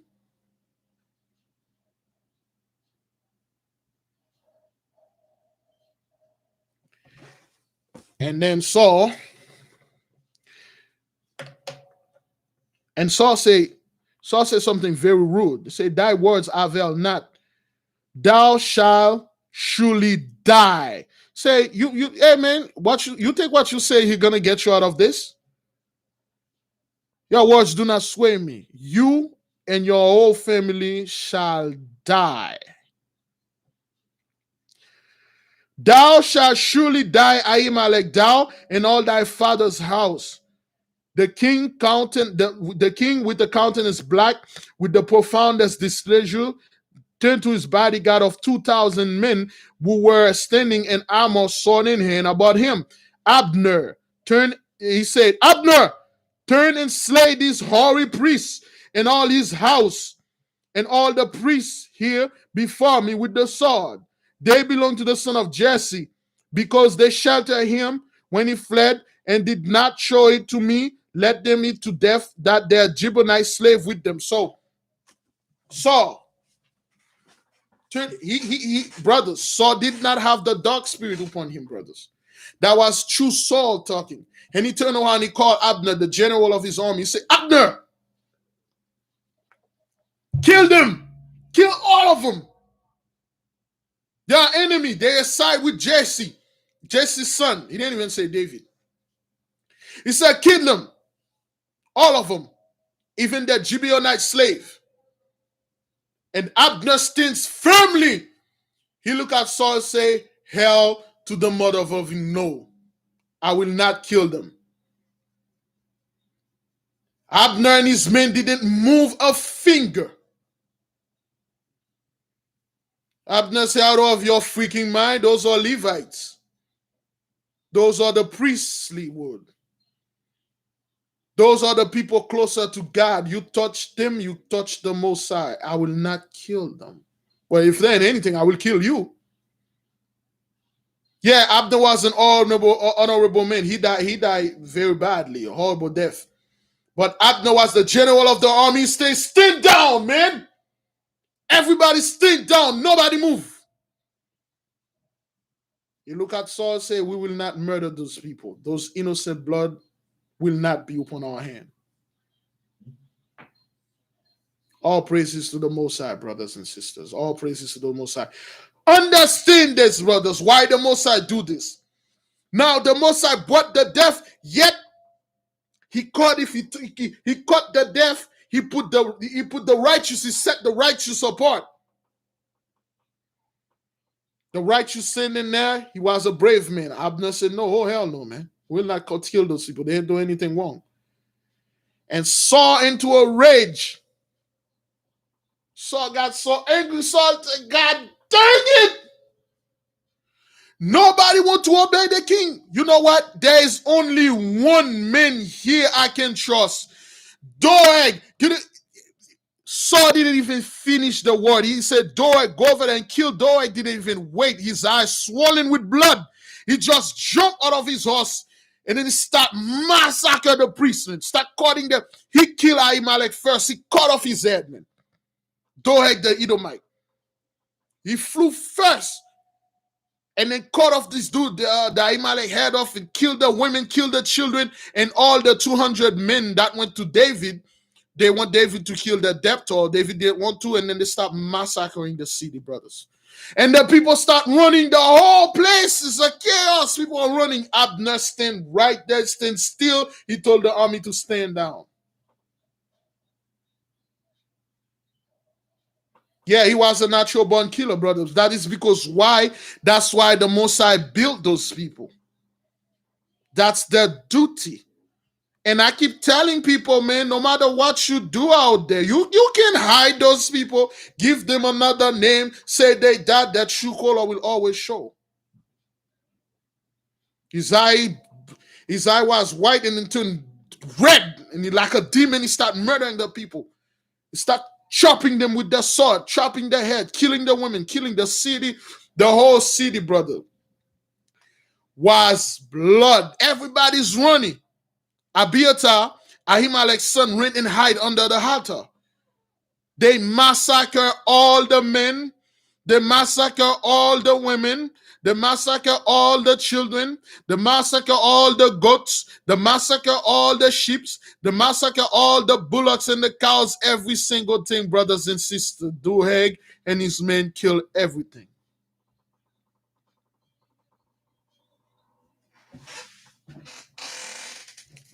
Murdered everybody. Understand this, brothers. Understand the Most High. When he said, I am going to come after you, brothers and sisters, he is. No matter what prayer you said, brothers, no matter how many lead bow you put upon those people, no matter how you say they look like brothers and sisters, they will not escape the Most High wrath. They killed the entire, and Doeg by himself killed 85 priests, brothers and sisters, 405. He killed, he massacred the whole city. Understand this. This is all of the Most High. All those deaths are upon Saul. That is why we have to keep repent for this man. The Most High said, I got this. Everybody got slaughtered. Kill all of them. Abiathar waits until the whole slaughter done. At sundown, they still killing people. And when the slaughter gone, Saul left the city. When this dude, that's the Gentiles, he said, well, I'm not gonna go over there, okay? So he already massacred all the whole people. So one of them flee at the middle of the night. Abiathar left and he flee. Abiathar was the only survivor of the high priest. He run towards David's direction. He met with David. And he told David. The moment David saw him coming, David knew exactly what happened. And David said, what happened? He said, Doeg and Saul came in the city, kill everybody. They killed my mom. They killed my dad. They killed my brother, my sister. They killed my friends. They even killed all the slaves that we had there. They even killed the beast and everything. That's in 1 Samuel 25. I believe that's what that is, 1 Samuel in 25. And David turned around. David said, I knew it. David cried. David said, I knew it. I knew the moment I saw that Doeg dude here, the whole city was doomed. David said, this is my fault. I led them over there and I let them do this. I should have told Ahimelech that Saul was chasing me. Kill them, brothers.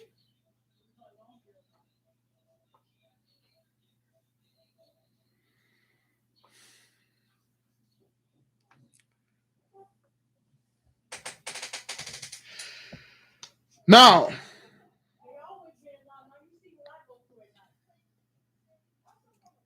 David cried. There was a great lamentation, brothers. A great lamentation. David gathered his men. They move. Saul gathered his men. He come after David. Right after the massacre. Come after David. First Samuel, I believe First Samuel to chapter 23 to chapter 22, 23, and 24. You'll find the whole thing in there.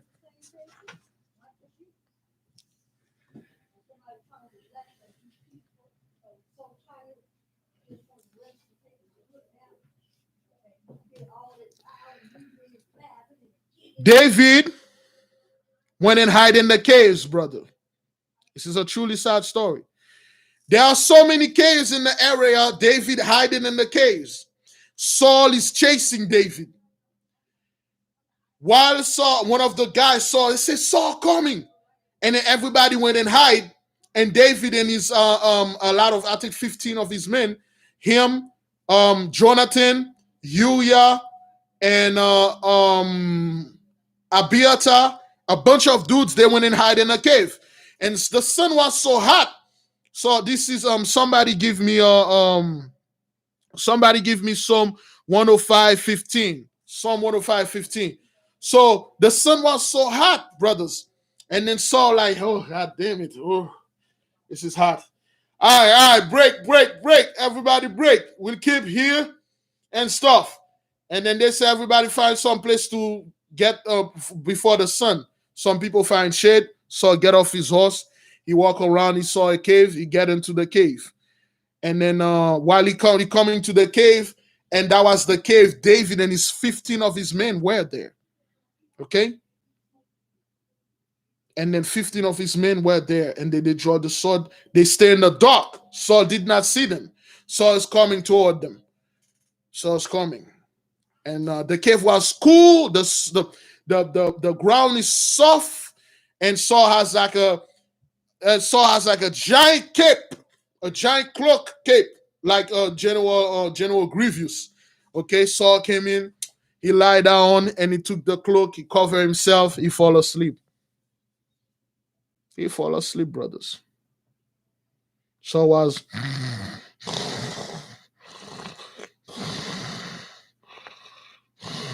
he fall asleep. So the man told David, see, the Lord had delivered him into your hand. Kill him. David then approached where the stern king, whose jealous hatred had to embedded his life, and with his knife, David approached him. While Saul was sleeping, and then with a knife, David took the knife and he cut Saul's skirt. He cut Saul's skirt, and then he took a piece of his skirt, and then he withdrew back in the darkness.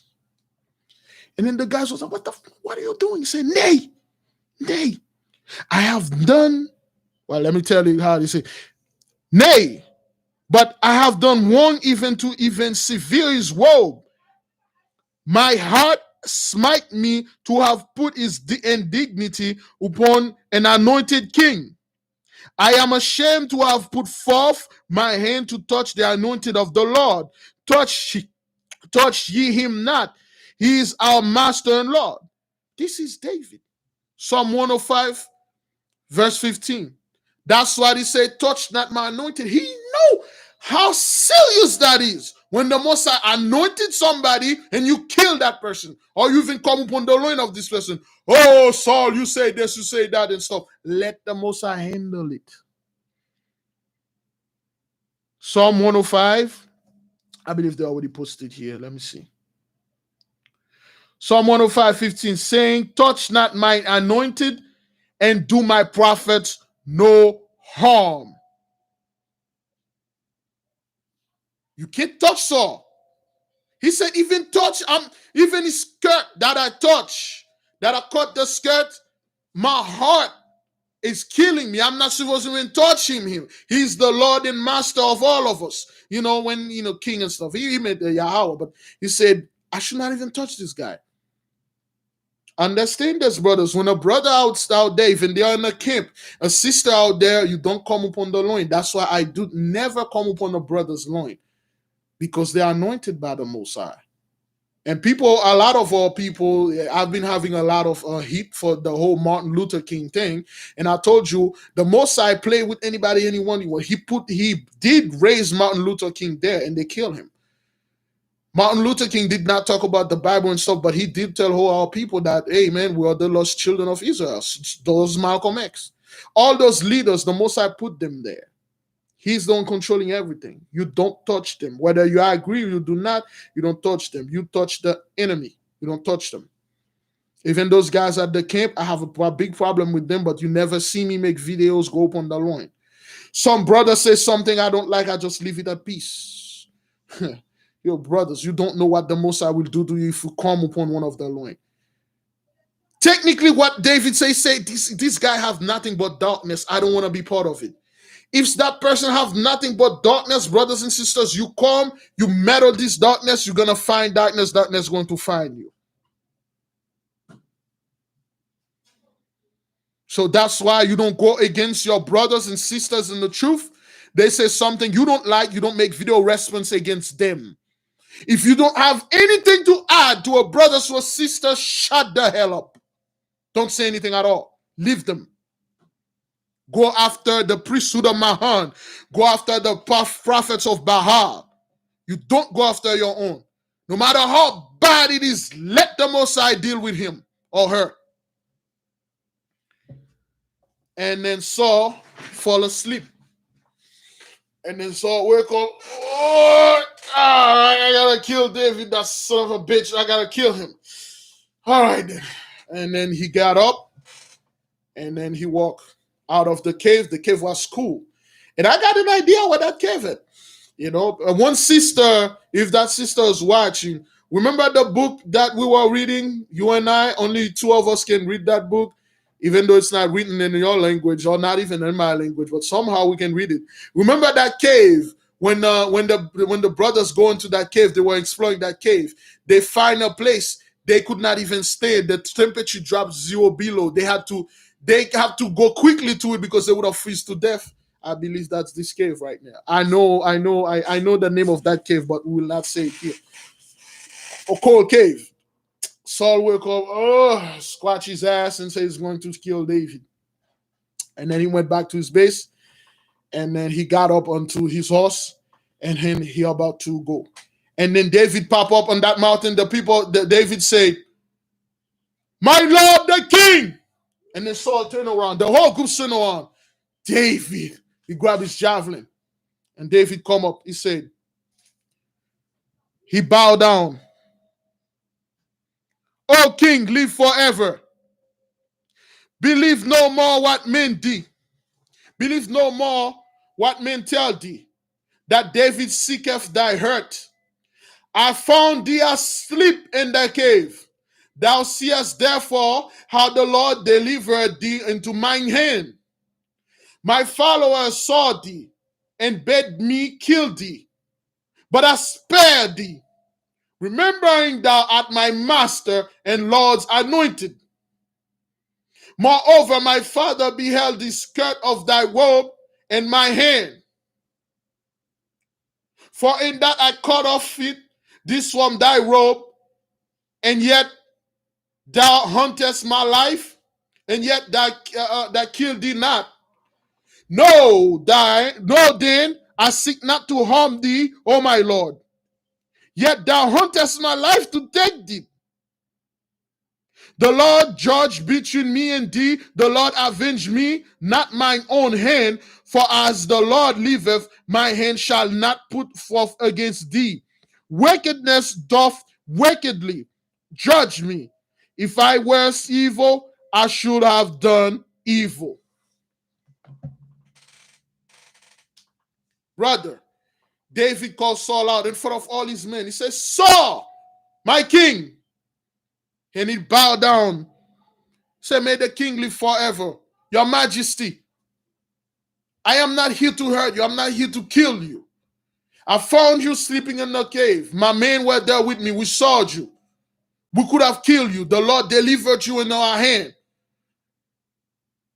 I cut off a piece of your robe to show you that I could have killed you." When Saul looked, he saw his robe cut. And then he's like, "Wow." And all the men look at him. So what they are looking at Saul. And then he's hiding that thing like, "Hey, what the hell? Child Negro's looking at nothing to see here." Say, "Why are you hunting me? Why are you trying to kill me? I've done nothing to you, Saul. Why do you want to kill me?" And then Saul look at David,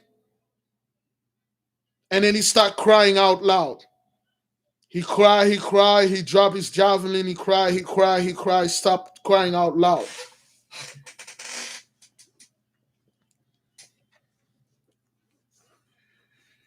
And Saul said, "Is this thy voice, my son David? I have heard thy words, they break my heart. I cannot speak to thee my tears. I perceive thou art more righteous than I. For thou hast returned me good for evil, since when the Lord delivered me into thine hand, thou killedest me not. For if a man find his enemy, will he let him go safely away? The Lord reward thee for the good done me at thy hand this day. I now know the Lord is with thee, and thou art surely shall be king of Israel, and that the kingdom shall be forever established in thine hand. Swear now, therefore, unto me that when thou comest to be king in my place, thou wilt not put my children to death, nor destroy my name out of thy father's house."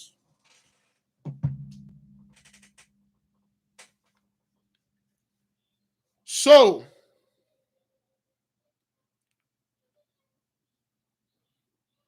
Saul cried, man. The reason why Saul cried is because he had a little dignity left in him from former glory. He said, "My son David, you break my heart. That is the truth. I tried to kill you, yet you did not to kill me. I tried to harm you." Yeah, he's a narcissist, brothers and sisters. The only cue for a narcissist is death.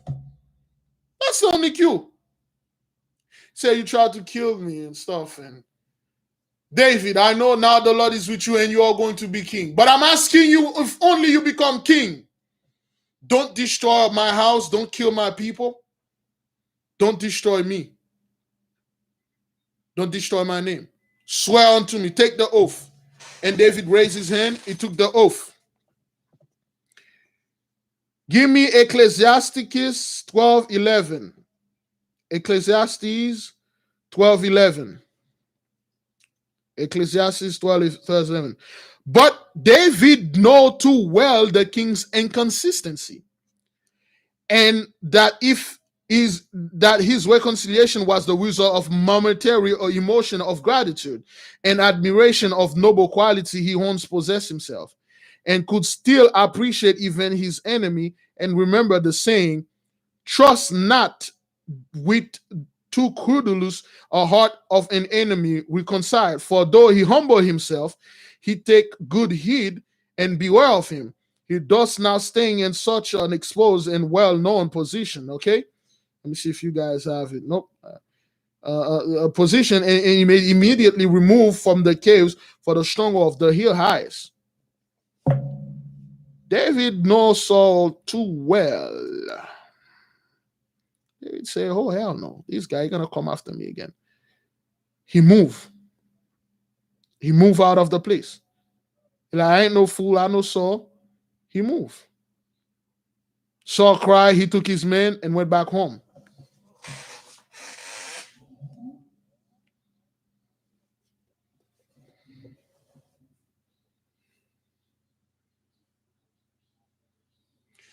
No, it's give me Ecclesiasticus, not Ecclesiastes. They are very Ecclesiasticus 12:11.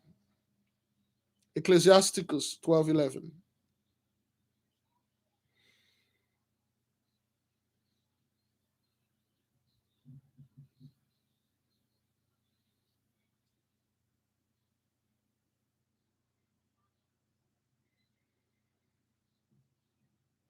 Sirach.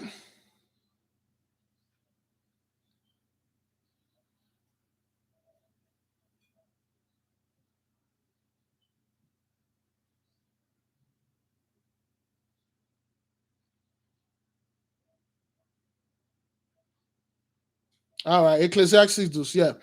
Though he humble himself and go crouching, yet take good heed and beware of him. And thou shalt be unto him as if thou hadst wiped or looking glassing, and thou shalt not know, that his rusted have not been altogether wiped away. That's where the saying come from. David said, "Hey, don't listen to this guy, man. No. Give me 1 Samuel 25. 1 Samuel 25.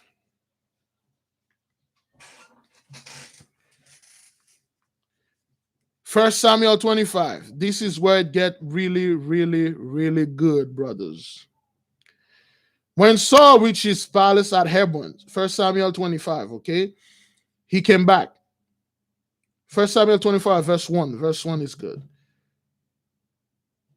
When Saul reached his palace at Hebron, the intelligence met him that the mighty prophet of God, the man who he feared above all men, was no more. That he had died at his house in Ramah 2 days before. And 1 Samuel 25, and Samuel died, and all the Israelites were gathering together and lamented him and buried him in his house at Ramah. And David arose and went down to the wilderness at Power. That's all. That's all they told you in the 1 Samuel. Thank you, Yvonne Frazier. That's all. And this is the details, brothers. This is the details of what happened over there. Okay, when Saul reached his palace at Hebron, the intelligence met him that the mighty prophet of God, the man whom he feared above all men, was no more, that he had died at his house in Ramah 2 days before, falling asleep in death with a calm serenity, which was in correspondence with the piety, dignity, and purity of his character. So Samuel died. Samuel died in his sleep. Samuel died peacefully.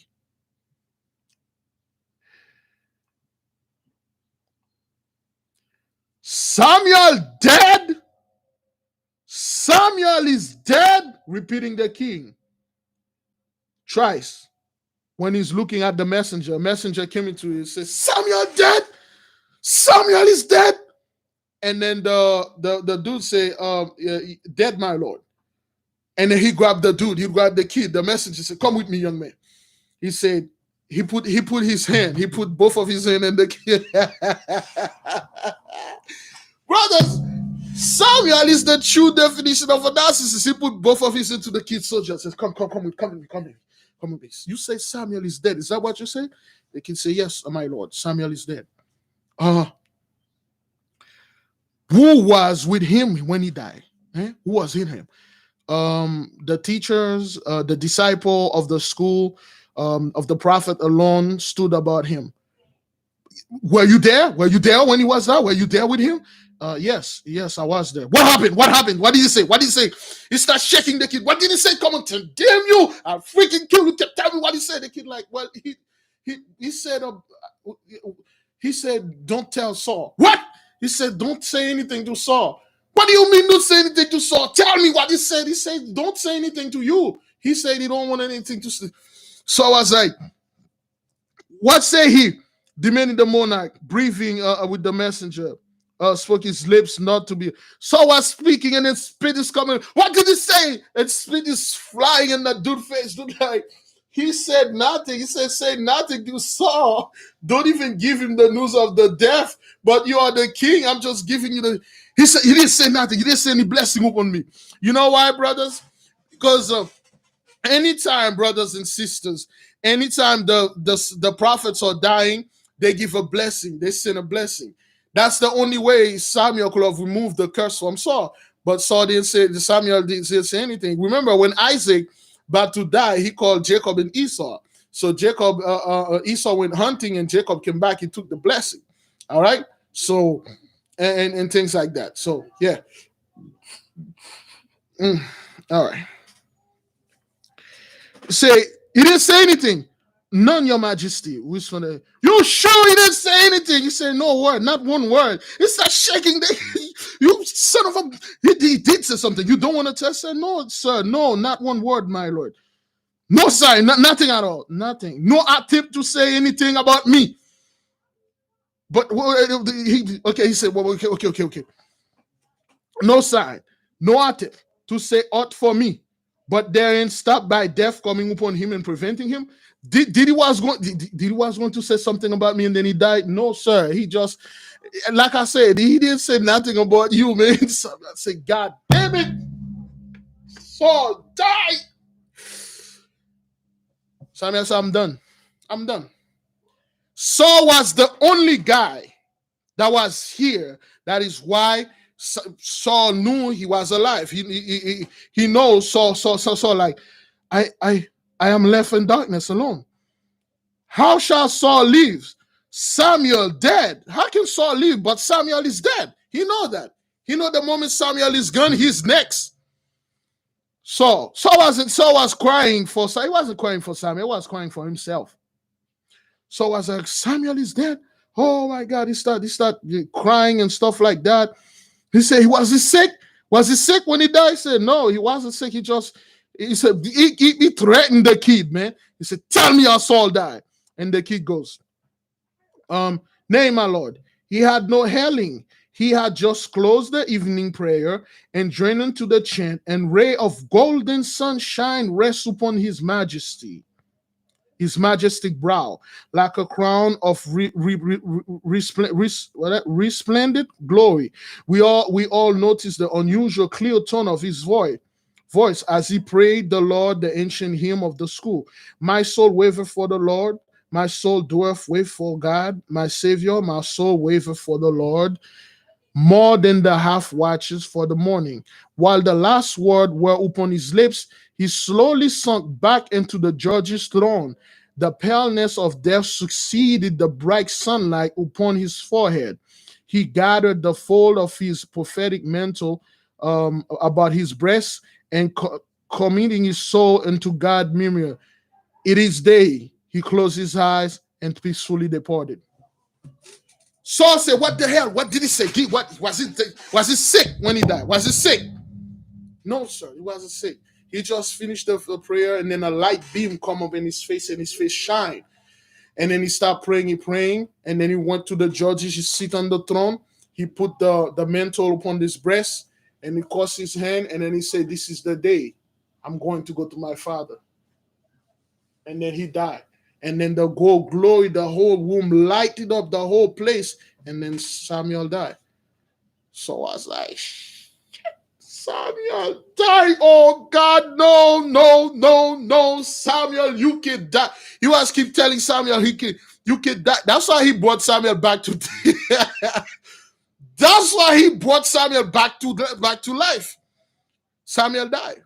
Saul cried. He cried. Samuel, no. Why you died?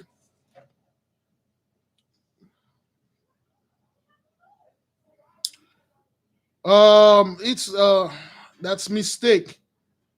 Okay, that's a mistake. Well, sister, you got black by mistake. I will restore you by mistake right after I'm done. It's like give me a second, brothers and sisters. Whoever black Gma, GEMARMAWT, please unblack her. GMAT, please unblack the sister, please. GMAT. Oh, okay, all right. So you already unblacked. All right, that's good. So yeah, Saul was crying. Saul like, oh, good God. Oh, Lord. Oh, what the hell am I going to do? The rest of the story about Saul, infancy and Saul like that, I'm not going to go there, but I'm going to end it here, okay? We ended here. We're going to do probably letter 12 tomorrow. So we're almost done with the book, brothers. We're almost done. We got this side to read. We got the whole thing. We finished with the whole this. We got this part right here. It's probably gonna take us another 4 or 5 days.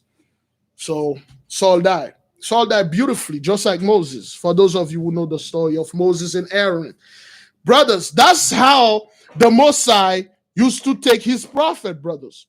He took them peacefully. He took them peacefully, man. No, not like right now, Not like right now. The Mosai doesn't take his prophet like now. Like, oh my God, did you hear what happened to Big Levi? What happened? He died. Oh my God, he died. Oh, how did he die? Well, he was about to get his ass kicked out of a buffet, so he was stuffing his face with chicken, and then they were trying to get him out, and then he was stuffing his face as much as food to get out, and then he was choking. So, and then they brought him a gallon of water, and then he threw the gallon of water, and then he was stuffing his face more with chicken. So they brought him outside, and then he fought the people. He grabbed a bucket of chicken and started running and got hit by a ice cream truck. He fell on the ground. He opened the door. He beat the spirit out of the ice cream man. He stole a couple of ice cream. And then he started running with the ice cream, stuffing his face. Next thing we know, we had 7 loud thunder. And then he stands still. And then he dropped on his face. And then we see 7 bullet hole in his back. He was killed by a crackhead. And the crackhead took his wallet and his gun. So that's how Big Levi died. Wow. The Most High did this to him? Yep. Well, peace be upon him, but okay, whatever. So, the Most High doesn't play. His prophet, that's how he used to take them. Beautiful, brothers. Beautiful. Beautiful thing. But not right now, man. The Most High, he said the message, say, my anointed one, death will not come nowhere near them, brothers. Yeah. Oh, I forgot to close it. All right.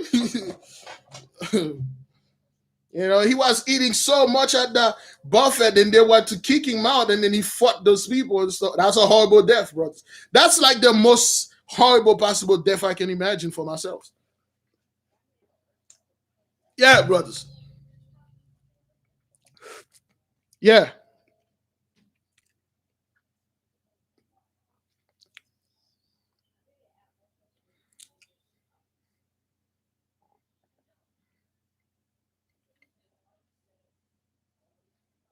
The Most High doesn't play, man. He told Samuel. You know why? Samuel can hear the Most High. At the end of the book, they told a story when Samuel was born. Samuel's mother could not give birth. So she prayed to the Most High, and she prayed to Eli. Eli came in and then talked for Samuel's mother, and then Samuel was born. The mother called it Samuel, which means ask of God. So ever since Samuel was a little boy, God never spoke with the nation for a long time. And then Eli had the 3 sons, Ophni and Phinehas. They were doing a bunch of nonsense, and then and Phinehas, Eli, instead of reprimanded them, he didn't do anything. And then the Most High sent an old man to Eli. He said, Eli, your house forever, all your children going to die young. None of them is going to die with gray hair forever and ever. He told Eli. Eli bowed down, he accepted. And then the Philistine, the Israelites were wicked. They took the Ark of the Covenant. They didn't even pray. They just grabbed their gun, and then they go fight. They lost. And then they stole the Ark. They brought it back. The Philistines stole the Ark. A bunch of stuff. You need to read it. Yeah. So understand this, brothers. Now you know that David met Abigail and Bathsheba. They were 2 young kids, 2 young teenagers, just like David. They met like they were teenagers. David probably was like 18 or 19. David was 18 or 19. Bathsheba was 14, and Abigail was 16. Okay.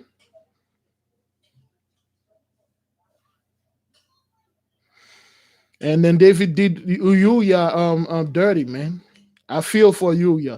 That is why, brothers, we need to profess, pray, repent for the sins of our forefathers, man. Yeah, Samuel was a very good prophet, man. They really respect Samuel, man. Samuel was pretty good.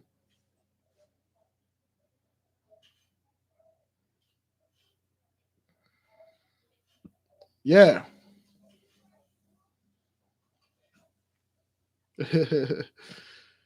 Yes, brothers and sisters, understand this. Understand that David did a lot, man. He did a lot. And understand the things that he did. He was under a lot of stress, brother. They keep chasing the man. They chasing him, they're chasing him. Saul keep chasing him, man. Yeah, Saul keep chasing him. Saul was scared of Samuel than anybody else. He wasn't scared of David. He was scared of Samuel. That's why he keep going after Samuel to hurt Samuel. Oh boy, people keep talking about chicken and ice cream, man. Relax, people. That was just a joke that I said, brothers and sisters. That's nothing, man. That's nothing. It's just like something. That's like the worst possible death, brothers. Yeah, may the prophet Samuel bless forever. He was a good prophet. For Samuel was pretty good. He was a judge. He was a fighter.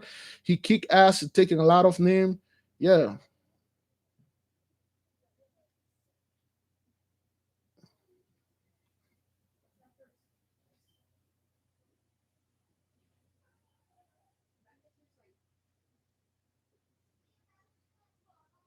yeah.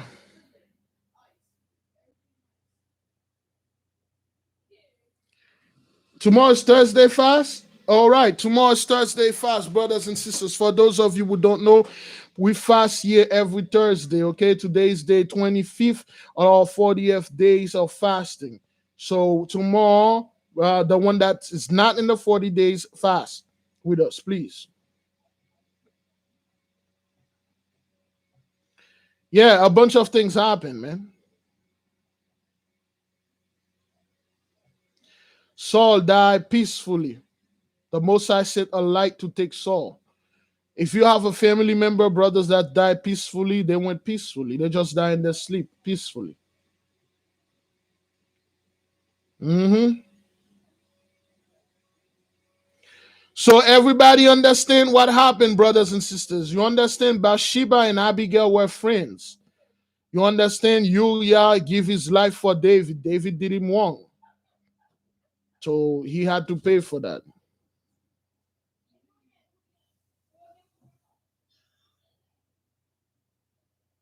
Oh, brothers. Oh, way too many things happened during our fast begin, brothers and sisters. Again, like I was saying, I was listening to the beloved sister Lisa Cabrera. The whole thing fell. The federal, I don't want to say federal charge, the federal money or reserve or whatever, that thing fell off, man. Yeah. Oh, good God. Oh, brothers and sisters. Oof. Most sides not playing, man. Most sides not playing, man. And then you'll have people out there, oh, they're trying to bring the mark of, they're trying to bring a cashless society and stuff so you can take the chip, the mark of the beast, the chip. Yeah, whatever, man. Whatever you say, man. Next, the chip was in the vaccine, though. It's not in the vaccine. Now you're going to have to go over there, turn around, drop your pins, bend over, and then you're going to shoot some chip inside. You look, listen, man. Leave the prophecy to us. Yeah, the beloved sister was talking about that. I was listening to it, and I'm like, Holy Mother, I have to read the whole book and finish the letter. Yeah. Oh, you know what happened again, brothers? In Brooklyn today, another little boy, two little boy were going to school. One of them get in the bus. Somehow, one of them end up in front of the bus again, and then the bus driver run over him. Nobody see anything, and then he drove. Layla. Remember the same thing happened. Remember that? And that boy, guess what? He was a Hesh boy. He was their job just dropped him to the synagogue. While they would pick him up from the synagogue, he was into some synagogue. Both of them got in the bus. Somehow, brother, the 6-year-old, somehow he appeared in front of the bus. Just like the first time when that guy came and picked him up, he stopped, he opened the door. The two boys walked behind the truck, and then brothers, he came into the school, he stopped the bus, the van, he opened the door, those two little boys walked behind him, and then he went home. Not until after they called him, they said, you run over that kid. You run over the kid. Somehow that kid got teleported right in front of the truck. The Layla.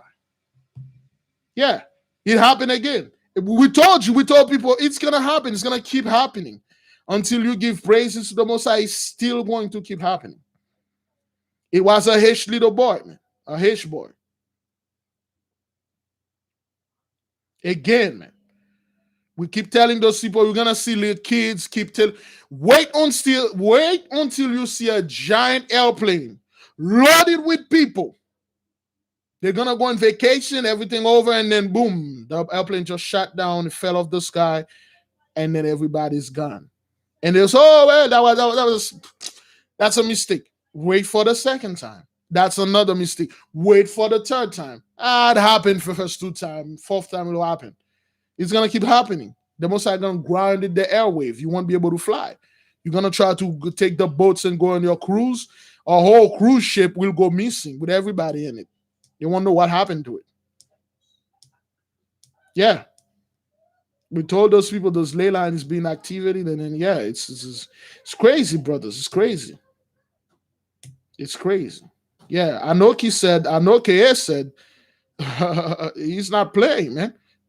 People think Father is playing, man. He's not playing.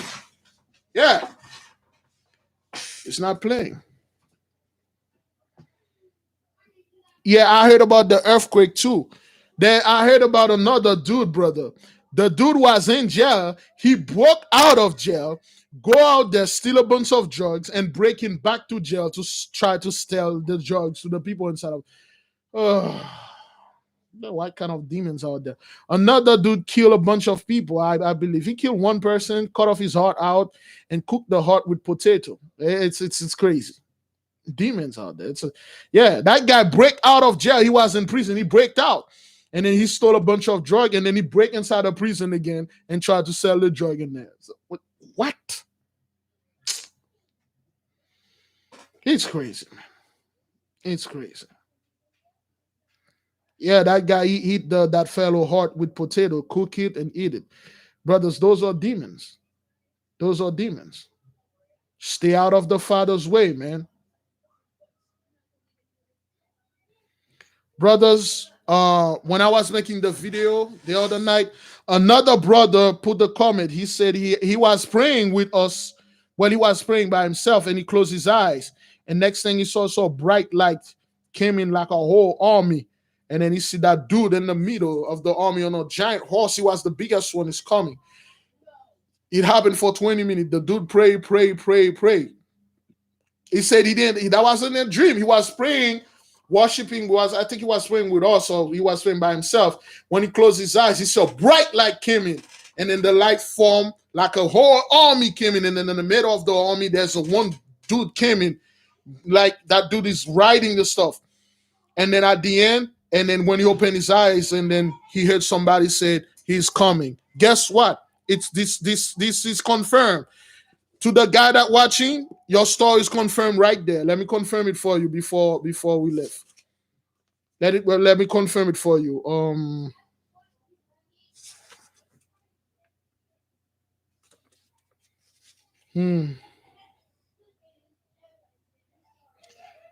Okay, they are born. Okay, so this is the story of Eli, or of Samuel. When Samuel was a little boy, Eli was blind. Okay, Eli was sleeping, and Samuel was sleeping.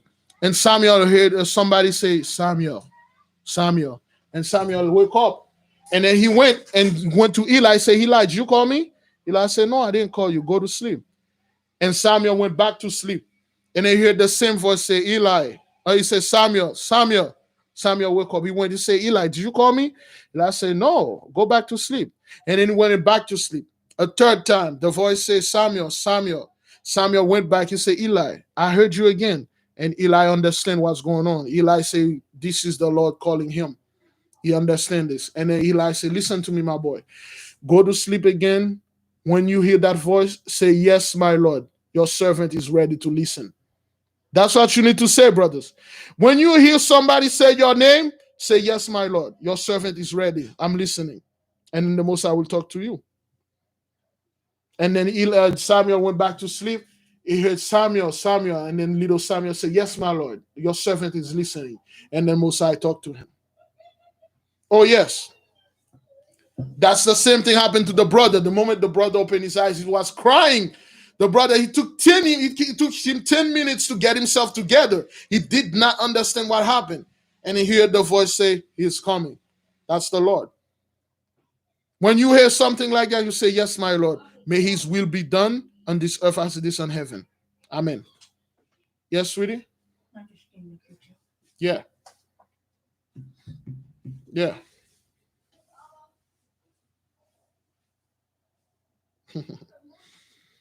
Yeah. I say all praises to the Most High. The story is confirmed to us here. I didn't read it, but somebody said they have that's at least 4 or 5 people that I have to have the same not vision. This dude has he see it like while he was awake. The others have dream. Remember the sister? She said she had a sword.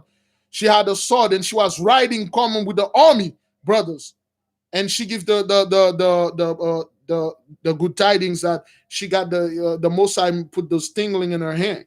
Yeah, man. Those people think this is a joke, brothers. Now, make no mistake, brothers. We are at the end of this thing, man. That's why I'm not worried about anything else. We're at the end of it. We're on the last second. There will not be another 400 years of garbage, is another 1,000 years of garbage. Judgment, straight up judgment. Thus say the Lord. Thus say YAHAWAH. Thus say YAHAWAH. Thus say him. He did say this judgment. There'll be not another. Let's get together. Let's love each other. We've been loving you for the past 400 years. How did you treat our love? Judgment. Yeah. Confirmation, brothers and sisters. This issue is real, man. Yeah. Yeah. This man is coming, man. He's real. Like we told you, we're on step number 9. We would step on step number 10. The moment Michael triggered the ley line, boom. Woo. Oh, yeah. Yep. Your reward is great, brothers. Your reward is great. Hold the line. Fear not. Your reward is very great. I'm telling you, I have no idea what the reward. The books that I'm reading, brothers, 3,000 temple. They knew 260 of them. Out of the 260, one of them got like a bucket, and then that got more wealth than this entire world combined. More money. Yeah. Your reward is like, it's great. The pleasure, the stuff, but just like the wicked, the torment is great, man. The torment is very, very great. You really don't want to see this. That's why many of our brothers and sisters, they got the same dream. They will go down in that pulley elevator. Okay? They went down into that pulley elevator. They see certain levels, certain people are there. Brothers, eternity. We're going to spend eternity in that right there. This is a horrible thing, man. Yeah. I see that thing in Italy where the coffin fell off in the sea. Oh, that was horrible. Wild beasts will be their grave. Those people are being eaten by those beasts and those fishes and sharks and the maggots, the crab and stuff like that.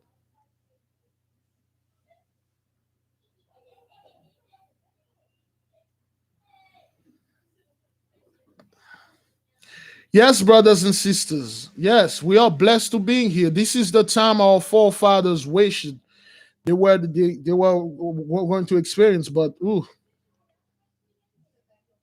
yeah, like the place that Enoch went to. Enoch saw that place he fall right on his face. The angels, brothers, again, remember, there are certain things the angels don't know. They didn't know what happened to Enoch. That's when they see Enoch on the floor, they grab him and they say, Enoch, what did you see? What happened? What did you see that scared you? He said, what is this place? What is this? Oh, this place? This is the place that the Most High prepared for the wicked. He said, that's horrible. What is those chains? He said, yes, those chains. Ooh. Horrible place, brothers. And again, we know they cut what Enoch says because Enoch give you great details, man. Great details. Brothers, understand this. Don't worry about books that you didn't get. Don't worry about book that you get. You cannot read it. As long as you're aware, there's a prophecy that says more knowledge, knowledge will be increased, more book will be available. And then you're aware of that and you accept it. Prophecy. One of us. That's all it takes. Yeah. Yeah, when Enoch went over there, it fell a lot because everything, he's not supposed, brothers, our people told you, if you go in the spiritual realm, it would be better if you close your eyes, you listen to your ear. Because some of the stuff that you saw, it will shock you.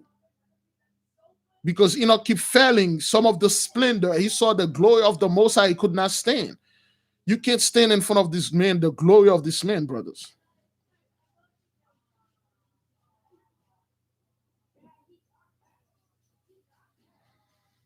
Yeah, the whole Tigerhood thing and stuff. Yeah, it's crazy.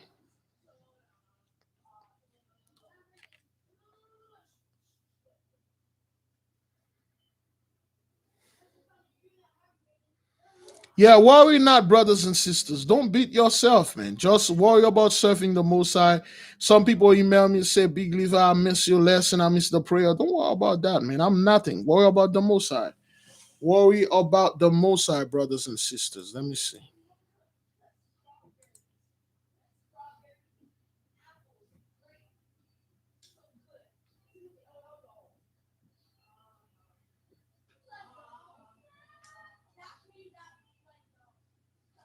Okay.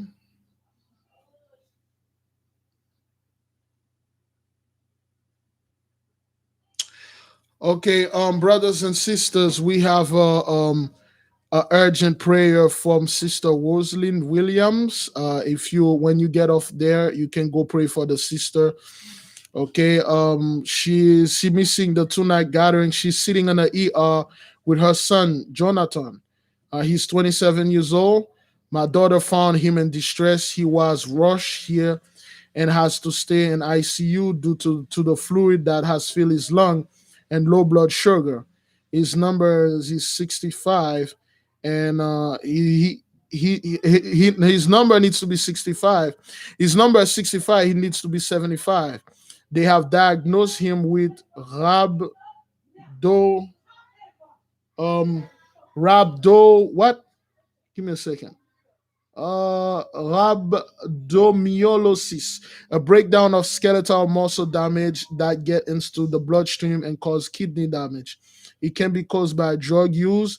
I am praying for full recovery of his body and mind, and for him to turn his life around. He accepts Yeshua and he's a believer of the truth. There is a but. He has had made some bad choices. He's a felon in parole and he's bipolar. Please pray for me and my son. Thanks. All right, brothers. I just received this email from Sister Rosalind. All right. All right. Let me say a quick prayer for the sister and his son. The God of Adam, Abraham, Isaac, and Jacob, the God that created the heaven and this earth, hear your prayer. Hear our prayer. Hear your servant. She's in the hospital right now. We're calling upon the Archangel Raphael to go in the midst of him and kill the brother and remove whatever demons that is in him and bind him forever and ever. Amen. Please, Father, don't give your children to reproach. Go over there. If it is your will, do your thing, Father. Kill this boy and bring him back home safely. And whatever demon that's causing that, Father, bind this demon and let this demon stay there forever. Thank you. Amen. Javiel, take this prayer and go straight to the gate of heaven and give it to Father. Thank you. Amen. All right, brothers and sisters, we will pray tomorrow to what's happened. I had somebody call me, brothers. I'm not quite sure who it was. I see my phone is in silent. I'm not quite sure who that was. Let me see. Mm.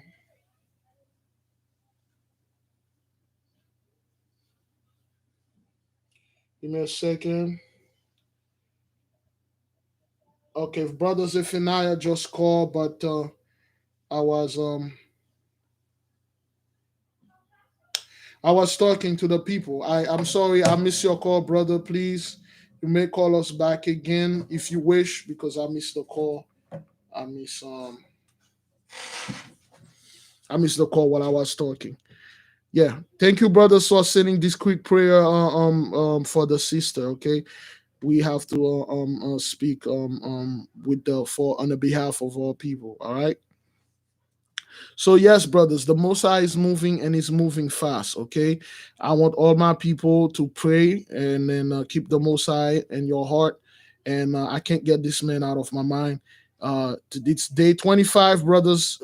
Tomorrow is gonna be day 25th. We're going to keep moving. All right, we're going to keep doing this. Okay, brothers. May the King reign forever.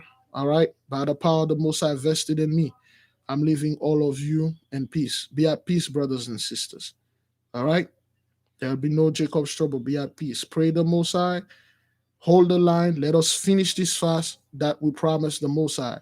All right. Shalom. I'll see you tomorrow for the prayers. Okay. Pray for the sister and her son. And we got a couple other people going to pray for them. May the King reign forever. Shalom.